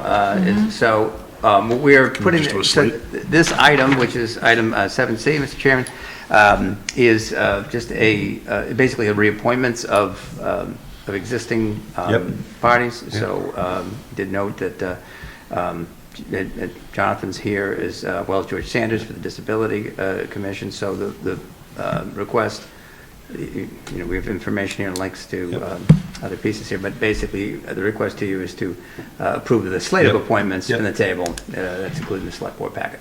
Okay, Anita Harding did reach out to me, wishing she could be here tonight, but she wasn't able to attend. Just wanted to So make sure. can you go back to the slate for a minute? Sure. So Linda Stein is on community preservation with a no expiration term. That's correct? Or there is an expiration? I didn't know, I thought we didn't have terms that didn't expire anymore, so that was. Well, I don't know if that's true. I think at the last meeting we approved somebody who didn't have an expiration term. I think you expressed you didn't want to do that. Yeah, But, I thought we did last meeting we did it for economic development, because they. Slip it to 3 years. They were going to. address it Yeah, after you the could do that fact. 3 years, yeah, with that amendment. That would be fine. So, okay, and can you go, the rest of these are reappointments, I think, but John Hagberg is actually new to sustainability. I'm fine with him being on there. I'm just pointing out that he is a new appointment, not Thank a, you. not a reappointment. Okay, duly noted. Thank you. And there's still another vacancy. Yes, he's filling one of the vacancies. So with that amendment, I will look for a motion. Move the select board vote to approve the slate of appointments in the table included in the select board packet. Second. As amended, it's been moved. As amended. By Mark, seconded by Matthew. All those in favor? Aye. Aye. Thank you to our volunteers. Thank you for coming Thank you. tonight. You didn't want to speak, did you? Do you want to speak? Unless you have a question. No, thank you for your continued service. It's decent to be here. Appreciate it. Thank you. Agreed, thanks, Jonathan. Okay. Thank you, Mr. George. Sanders. Okay, Okay. come on up. You do have to go before the clerk, though, and get sworn in again, Jonathan. Mr. Sanders. This is, I've been here many George times. Sanders, 672 Great Road. I want to thank you as a board for reappointing me. As you well know, I've been on this committee almost since the time I came to Littleton, which was back in 1997 when I built my home here. My wife and I was on the committee, and then it lost all the members, and I was the only one that was left that was carrying the town for years. And it's sort of kind of hard, really, to find volunteers that really will put the time in to do what needs to be done on the committee.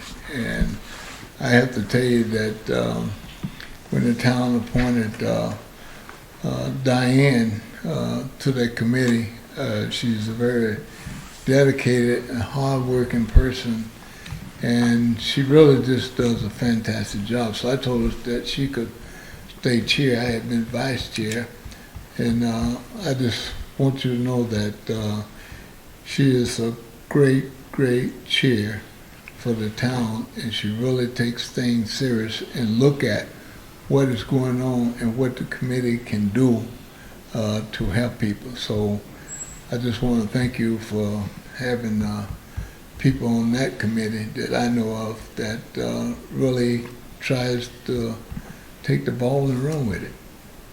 And I thank you. Thank you, George. Thank you, sir. Thanks for your service. Okay. Mr. Chair, if I may, I think brings us back to item 6, which is select board discussions. So item 6B is the town charter commission discussion. So I believe this was requested by member Nordhaus. So we want to put this on the agenda and pass it over to Matthew. Thank you.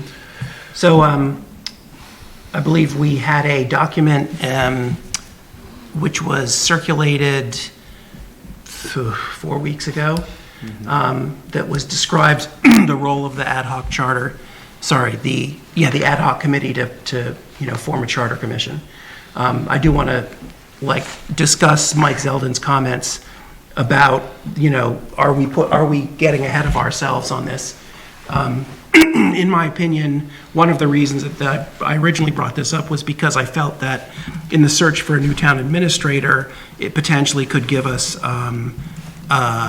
the ability to offer them a role in, creating their position, given the, rather fraught nature of the what is bound to be the discussions that we have and when we interview people.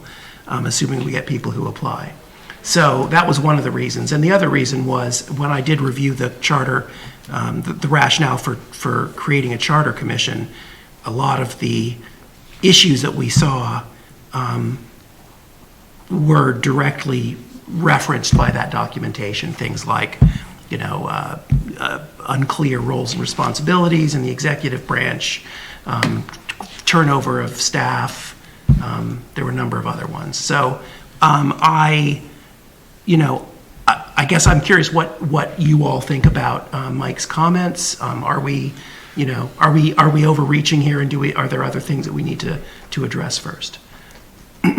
Specifically, the master plan recommendations that he referenced. Yeah, I mean, I would say there are definitely some priorities I would have in front of this for certain. I recognized it a couple months ago that our charter that was done, or study that was done, is aged out, and I think we... You mean the town government study committee? Yes, yeah. 2008, I think. But I was referring to the master plan, which is what Mike was referring to. Right, but I'm saying that I think starting this, I think it's important, but there's so much going on right now. I'm trying to find out how we're going to have the bandwidth, because this is a pretty big deal, right? Yeah. I mean, I would ask, you're very interested in it, so you'd probably play a key part in managing, at least being on it. But well, that was one of the questions we had was, I think Matthew said, we shouldn't be on it. So I kind of think we cannot. I'm kind of torn on that, whether we should be on it or not, or how many of us should be. I don't think more than one of us should be on it, if any, or if it's more like a non-voting liaison type thing. So, are you referring to the ad hoc committee or the actual charter commission? The ad hoc. Yeah. Okay. Yeah, I also think we shouldn't be on it. There could be a liaison, a non-voting member, but I don't think one of us should be on it. I mean, I think we can put it out as for membership, and when we get enough members, we kick it off. I just don't know, membership right now seems to be down across the board on volunteers to do things, so if there is an interest and people want to contribute, I volunteer for this, and I say we give them the opportunity. I don't know how much bandwidth we're going to have this year. I'm just looking at what's laid out in front of us. And when we're setting our goals, I mean, I can't make the charter one of mine. Right. Sure. For sure. Right? And to that point too, we are having a retreat. So, I think that, kind of where does this fall? And, this is a perfect thing to talk about, and where it fits into your priorities. Yeah, I was going to bring that up. Right, absolutely. So, but I think this gives us some time to, Matt, thank you for bringing this up, but to be able to think about it and then say, okay, we know we're going to be meeting on the 16th. We're going to be talking about goals, to take that, take that time to think about where it should be in that mix.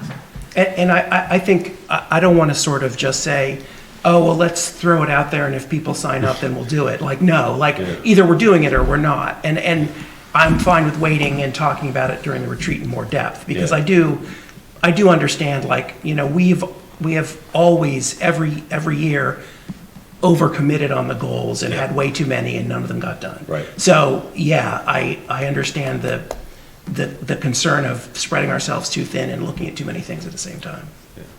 Okay. And I don't want to do that. Yeah, on the other hand, I'd hope that this is not something that we're so much driving as someone else is driving. So, and I think it's important that we kind of get started on this process if we're going to do it, because if we wait to do this in 2 years, then we're going to be starting another master plan round, and then this is like 4 years out rather than 2 years out. So I do think it's something that's more important, that if we can find the people to work on this, it's something that would be good to start sooner rather than later. But I'm fully cognizant that I don't think we have the bandwidth to spend much time on it. Right? I think we can help some, but not a lot.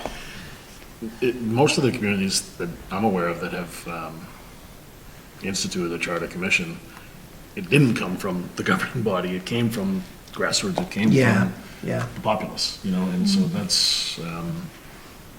I think it needs a champion. That's how it works, you know. Just that's where the change comes from. And it might turn into the charter commission might turn into like the government study commission and say, we don't really need a charter, we just need to update this. So there's nothing that really says, but the government study is very dated at this point. Yeah, Some room for improvement. So I think if we're doing it, it's worth putting a charter commission and ad hoc in place, and then we can decide whether to go forward with that or make it more of a government study once the ad hoc is established and is making progress. Okay. So. What's do you have an opinion on this?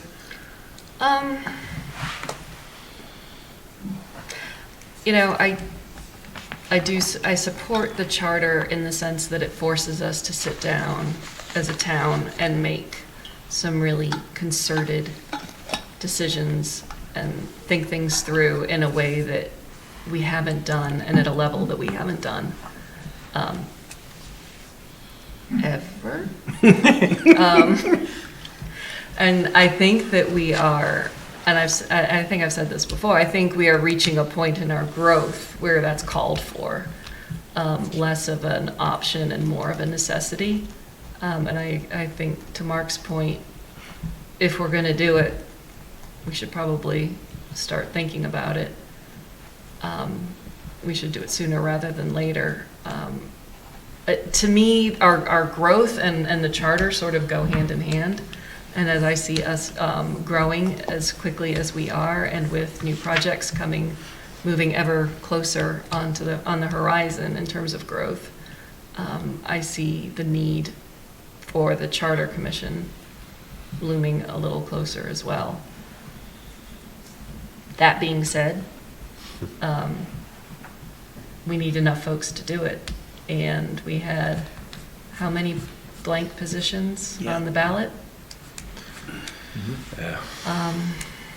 I mean, maybe some of those hard discussions that you're talking about can be driven by us, and we can talk about that at the retreat. Maybe there are two or three things about, you know, the current status of our system that we need to address. That we have control over. That we have control over, and that would be a decent start for this year. Yeah. Okay. I would lean towards that. I'm comfortable with that. I think that's probably the right way to go. Because it gets something done that we can control. Right size. Yeah, and, you know, it's moving forward without a dependency that's pretty tenuous. And again, we can focus on a few things and do them well. Yeah. All right. So that'll be more of our retreat as well. Now we're getting into just some of our appointments, our committees, right? I think that's. This is the liaisons. This is currently, and if I may too, I think one of the things that we would want to talk about at the retreat is if the board has in the past had liaisons with other committees. I've certainly done this in other communities. I think there's lots of value to it. I think I would say too, though, it would be good when we are at the retreat to talk about what is the role of a liaison. And again, and I think many of the roles that the board has. With that said, I think we have basically some vacancies here. We talked a little bit about this at the last select board meeting, but Chuck wasn't here that time, so we wanted to bring this back to you and have you take a look at what we have in place and whether or not members might be interested in changing. We can go through the list if you'd like, and I don't know what the chair would propose. I thumb wrestle for them. I don't know. I don't think we're gonna have a whole lot. You see my thumbs? I don't know. I'm wide open. The only. Whoa. That's okay. The only ones that I'm really. I mean, I just applied to the Personnel Advisory Committee. I did that, whether it's a select board citizen. Okay. We now have 5 members. Yes. Right. So the LCTV one, I enjoy. I gain an enormous amount of benefit from that. I think, and I don't even know if that's on there. No. It's not. Oh, it's at the other one. Okay.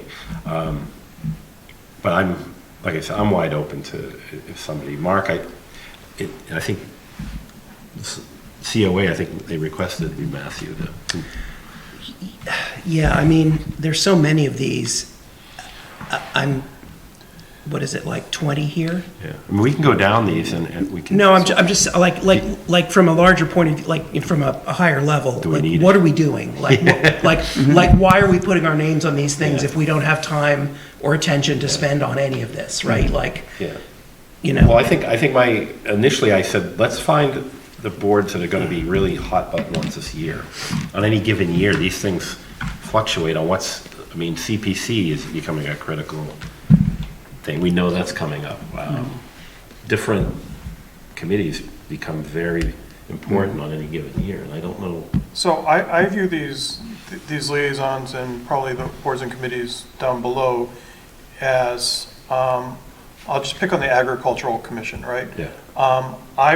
As a liaison, I talk to the chair and I say, if there's something for the select board that you need, contact me, right? If you need a select board representative at your meeting, contact me and I will be there, or if I can't, I will arrange someone to be there. So, and then, for the meetings that are televised, I watch them, I try to follow their minutes and pay attention to what's going on. It doesn't mean that I'm going to all of their meetings, right? Or it means that I'm trying to keep semi up to date with what they're going on, and I'm a contact if they need access to someone. Okay. That's the way I'm viewing these appointments on this slide, right? It's not something like I have to attend that many more meetings.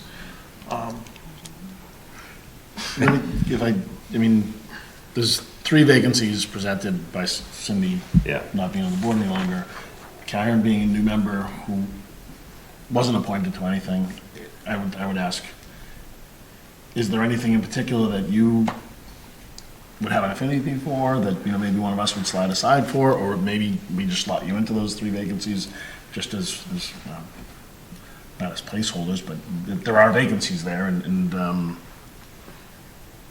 or any of the others that you're interested in. Something else, then we can. Some of these are active. That Personal Advisory Committee, I know this. It's an active board, which has active work, right? Cindy was on the Shade Tree Committee because she actually was. She worked with when there was stuff going on with trees on the common and trees were being. Yeah.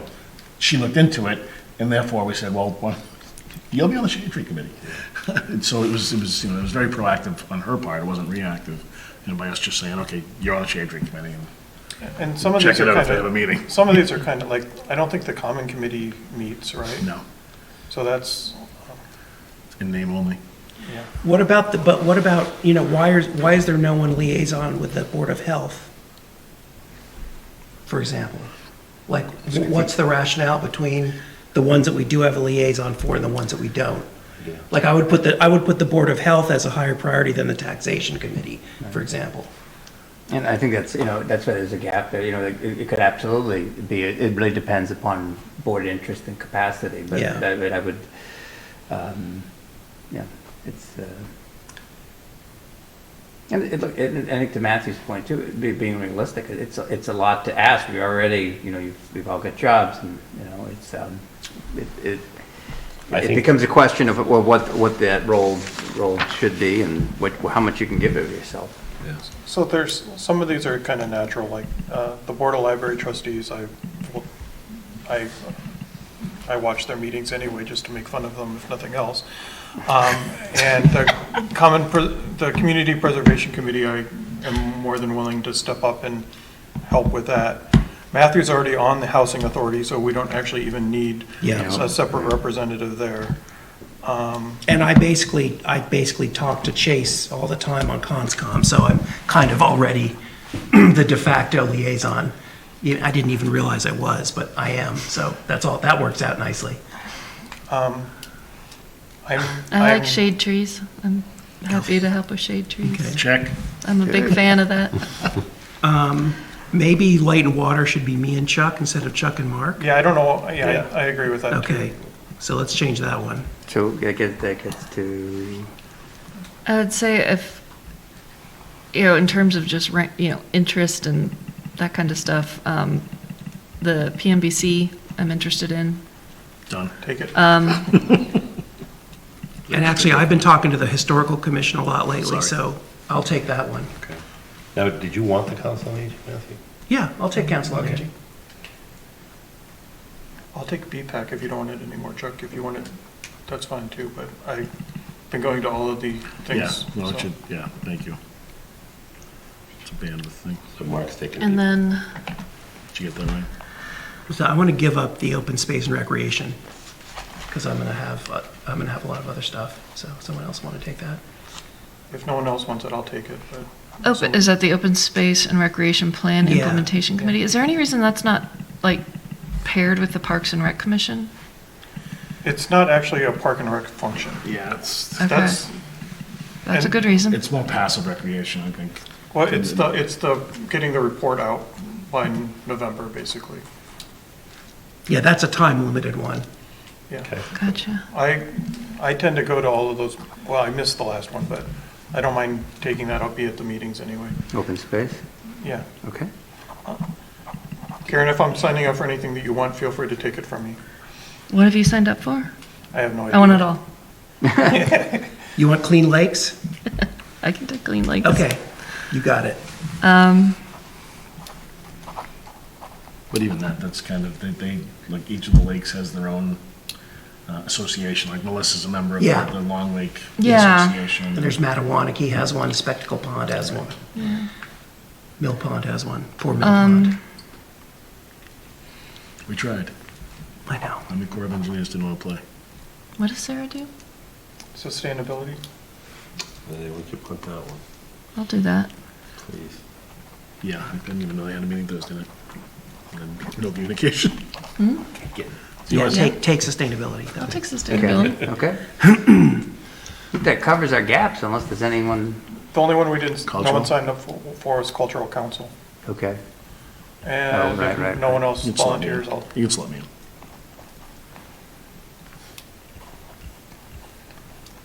Thank you. Okay. And I don't mind being the liaison if we're doing the elected boards to the Board of Health. I mean, all of them live in my neighborhood. Okay. We can update this, and we will share it probably at the, we would share with you, but also have it at the retreat as well. Okay. The MBTA Community Rail Advisory, should we have someone on that just because it's the same as the TAC, or is that something different? I get all the emails on that one. Yeah. Do we all get the emails on that? Yeah. Yeah. Right, we do. I was with. So I I was think that technically on the rep on that one. Yeah, I was serving on that, and I went to some meetings with Keith, but it's been some time. Right, yeah. For me as well. Do we need, so the question is, do we need to be on there, or? I think as long as we've got some Right, connectivity through the administrator. Yeah, I don't think that gets to those other elements of do we really, I think Matthew makes a good point. Board of Health probably should have a liaison, but there may be others that it isn't as necessary. Okay. It ties in pretty closely with whatever planning board's doing, doesn't it, to a certain extent? Well, I mean, these days. No, I don't think that is. I think that's more the function of the T station itself. Rather I than- thought that too, but I was like. when I This was is reading it, actually this has nothing to MBTA do with stuff. it. It's actually like It's MBTA. the actual nuts and bolts Yeah, of the MBTA, yeah. not the MBTA community And how, plan. yeah, exactly. Yes. Gotcha. How the MBTA impact, Okay. like interacts with Littleton. All right. Anything else? No. Okay. Very good. Talking about moving the whole station to Great Road. That would be. Makes sense. So it's within Use the a robot. quarter of a mile from 550 King Street. It's a branch, little branch. Okay. Runs up to the. Yeah, for $100,000, you know, they should be Okay, able to so do something. keeping on that same theme, we've got, these are where you actually have voting members. This is item 6D. So this is, I believe in these instances, the board are actually voting members in this instance. So I'm going to say the station area committee is defunct at this point. So I think we should probably ignore that one. Which one was that? The station The area? Littleton Station Area Committee. It may come back, but for the time being. It does. The space needs is also defunct. Right. Yeah, for all intents and purposes. The, The agricultural working group is I don't think they've met in 5 years. I mean, I'll volunteer to be on it, but I don't think there's, So I think group one, well, oh no, NAGOG's on it separately, sorry. and that one, I mean, we don't need to fill that slot. So there's 5 of us. And so we have a functional board. Yep. If we don't want to fill that, it's okay. which, The Nagog Second. Orchard Working Group, the Cindy's seat on that one. well, I think Karen volunteered to step up for that too. Oh, do you want to be part of that? That'd be cool. My thought was that I could help, particularly with the With the RFP process. Yeah, that makes sense, actually. So why don't you Well, it's 2.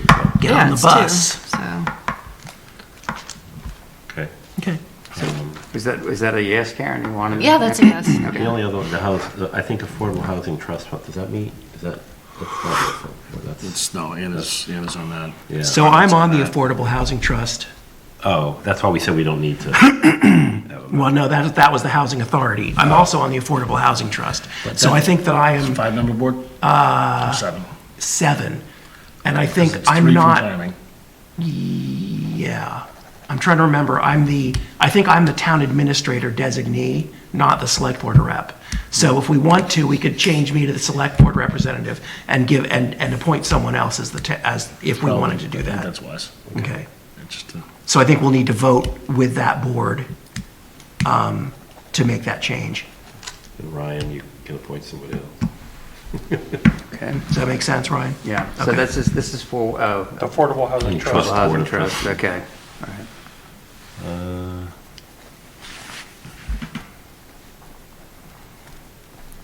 And is the Committee for the Exploration of Real Estate Tax Relief for Seniors, has that ever happened? yes. Yeah, we Oh. meet. Is it going on now? Yes. Oh, cool. Do we need an alternate for the Transportation Advisory? Are you regular at the meetings, Chuck? No. I don't think I've been to one meeting remotely. You want it? Do I want it, or will I do it? I'll sign up if, That board, they do I'm a not great on here job. at Gary does a all. great job. I mean, you're on the Orchard thing. Oh, that's right, I'm on the You orchard could be thing. on the TAC as well if you wanted. that's actually a good, especially with what's going on with the presentation Gary gave. That was about TAC, right? That was a Yeah. TAC presentation. Yes. Yeah, I mean, there's a lot of Yeah. stuff coming, sounds like, with, Did we have anybody for the master plan Smart streets. implementation? You could be on the committee? Affordable Housing Trust. There isn't anybody that stepped up for Okay, MPIC. okay, Okay. all right. That might be a meets good once a place for month. It's Karen pretty to learn a low lot impact. about the master plan. Do you want to be on the MPIC? Master plan yeah. implementation. The master plan, okay. Yeah, all about the. that would give me a good, Yeah, yeah. That it's my a good book. lens. Okay. Get my book. I have a book like this big. And we're not going to do anything with the agricultural working group because they haven't been meeting, is it? I don't think they've met in 5 years. Yeah. Okay. All right. Okay, I think that the master plan, we've got Karen on the master plan and the NAGOG, and we're going to take a pass on appointing anybody to the Transportation Advisory Council. I So- said I'd do that. Oh, you said you, okay, all right. Okay, It looks bad if my name's not on the slide at least once. okay. All right. I think that does it. All right, back to the agenda. Since we took off space needs. Okay. That's the think other we're- get on well, something. we All didn't- right, so now we're on to the Tour de Cure. All right. If anybody has any questions on this, I think customarily, No. They did it last year, right? Yep. Yep. And they assigned Doug Landry to did. scout the route and Yep. stuff, and he's all on board, Yeah, so it was in the Yeah. packet, everything looked good. we should just Motion? say yes. Okay. Move the select board vote to approve the request of the American Diabetes Association to use town roads for the Tour de Cure on Sunday, August 20th, 2023. Second. Good. Give it to Karen. Okay. Moved by Mark, seconded by Karen. All those in favor, say aye. Aye. It's unanimous. That's an early, August 20th, we're already voting on that? Next piece is a similar race. This is for the Bikes Not Bombs use of town roads for one of their races. Second. Move the select board vote to approve the request of bikes, not bombs, for use of town roads for the bike-a-thon on Sunday, September 10th, 2023. Second. Been moved by Mark, seconded by Matthew. All those in favor? Aye. Okay. Okay, next piece is, wanted to submit to you a prospective calendar for the July to December timeframe. So typically, I think what the board likes to do is spread things out a little bit. I tried to pace this a little bit where there would be meetings every third week in the summer until we get through Labor Day, and at that point where we're starting to gear up for a special town meeting, we return back to our meetings every other week. I would note here that what we are proposing is a special town meeting date of Wednesday, November 1st. I believe it might be different than what we had talked about earlier. I had spoken with Mark Crory and Diane Crory about what they would like to do. We didn't want to, of course, have it on Halloween. That would certainly depress attendance. And we were looking originally at Monday, the October 30th, but it was a strong preference of both Crory's that we move this to Wednesday, giving them a little bit more time to set up and not taking up the gym over the weekend for the activity. That's why we flexed. I love it. Already taken effect. Yeah, right. So with that, we continue on. November 6th would be the tax classification informational session, standard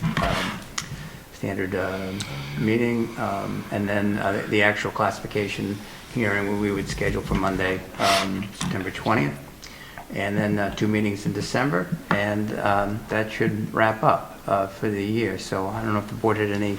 This is just one proposal.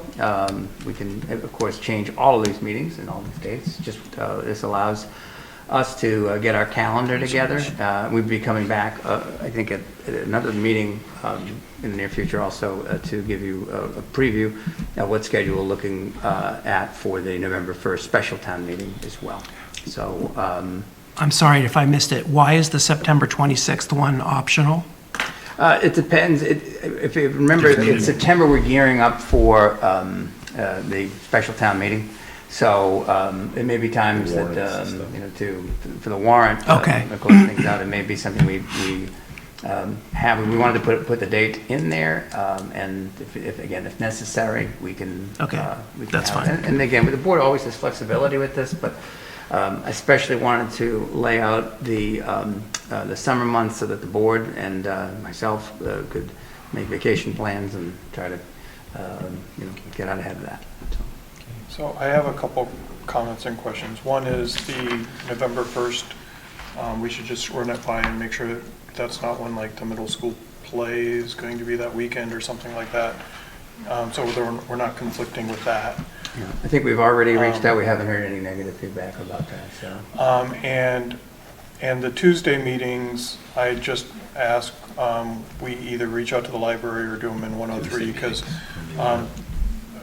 because Tuesdays the library's still open.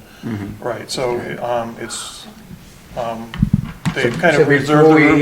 They kind of reserve the room for us on Mondays, not Tuesdays, so it's. Fair enough, and the only reason we would do it on Tuesdays is that we couldn't do it on the holiday. Yeah, I understand that, it's just, we and can adjust I'm not saying that we can't meet on Tuesday, we just might be meeting in 103 rather than here. And that would be the next step with that, Mark, which would be to reach out to the library to see if we can get this room, because this would be the first choice, and then, but, of course, it has to work for you first and foremost. But we can do that and see if there are any issues, and then we just pick another venue. Any other questions? We can't do Zoom anymore, right? We can't. Oh, we can. No, we can. That's going to become permanent. Okay, I'll have to zoom in on this July 17th. And Karen, you always, Or all no, members have that 17th. option to Okay. call in, and we can make arrangements with sufficient time to do that, so that's, wouldn't be an issue with enough time and notice. So we're meeting the 10th and the 24th, not the third week of July. Correct. Okay. Then I have no issues. I can take a picture. Okay? Yep. Very good, okay. Thank you. All right, let's go back, we'll send this out, you don't have to, we'll take a picture. I like it on my phone, though. It's okay. That little picture. We will get you whatever you need for that, so, without any questions, we just thought we maybe do a quick motion on that. Okay. Move that the board vote to schedule regular meetings for the remainder of 2023 as presented in the packet. Second. It's been moved by Mark, seconded by Chuck. All those in favor? Aye. Aye. Okay, it's unanimous. Thank you. All right. Moving along to the minutes, Mr. Chairman, I would just note, just to remind everyone that the May 8th meeting minutes were brought before you at your last meeting. You had asked for some changes. Those changes have been made. I believe that the changes that have been made reflect the wishes of the board. So the request before you is to approve the minutes of your May 8th and May 22nd meeting. Everybody's good? Yep. Okay. Move the select board vote to approve the meeting minutes from May 8th, 2023 and May 22nd, 2023. Second. Moved by Mark, seconded by Matthew. All those in favor? Aye. Aye. Before we adjourn, I wanted to go back to just my own member update. Regarding, we're going to, Ryan and I will meet, we met to discuss the, getting the agenda out and how we were going to, and I know I've got some feedback from a few of you. Right now, we're on every single Wednesday at 1 p.m. we meet. And every other Wednesday before our meetings, we go over the agenda, the draft agenda. So the idea was to have any items that you want on the agenda get them to Ryan by Wednesday of the Wednesday before. Wednesday before the Friday. Right, so you have basically 10 days, whatever. But it sounds like when you give me the draft that you have, send it to the board. At that point, just that draft that we're going to go over, even though we might mark it up and everything, just to show, so you guys see that if you asked for something to be on there, that it's on there, so you don't have to send him an email. That's fair. So Okay. that's all, because I know that was getting a little redundant in it. Okay, sure. Does that work? Yeah, for that's everybody? easy enough, yeah, just a different email address, that's fine. Because you can say oh yeah, hey, you didn't put this on, or you forgot to put this on, but Yeah, no. still hold by that if you can get everything to us Monday. I mean, not Monday. Right. You get it, you usually have it done by Wednesday morning. Oh, So that's the Tuesday goal. would be Right, preferable right. that everything. Right. And that was helpful, like, Matthew had something where when we bring back NAGOG, he wanted to make sure, okay, it's a joint meeting, and we added that on. Yeah, that's So important it's stuff, all I can't helpful. remember it. It's all helpful. I won't remember. So, yeah, no, I appreciate it. That makes sense. We can send that out to everyone, sure. Good. There's a new SOP, sure. Good. Yeah, it's gonna be new, it's gonna be a change. It's but not a radical, it has to be sent No. out. It's actually helpful, so thank you for the suggestion. Okay. That's all I have. Motion to adjourn. Second. Moved by Matthew, second. Hey. Aye. I can make I a know, it just motion. threw me Anyone for, can make a motion. threw me for a loop. Moved by Matthew, seconded by Chuck. All those in favor? Aye. Good night, Littleton. Thank you for staying up with us. Peace out.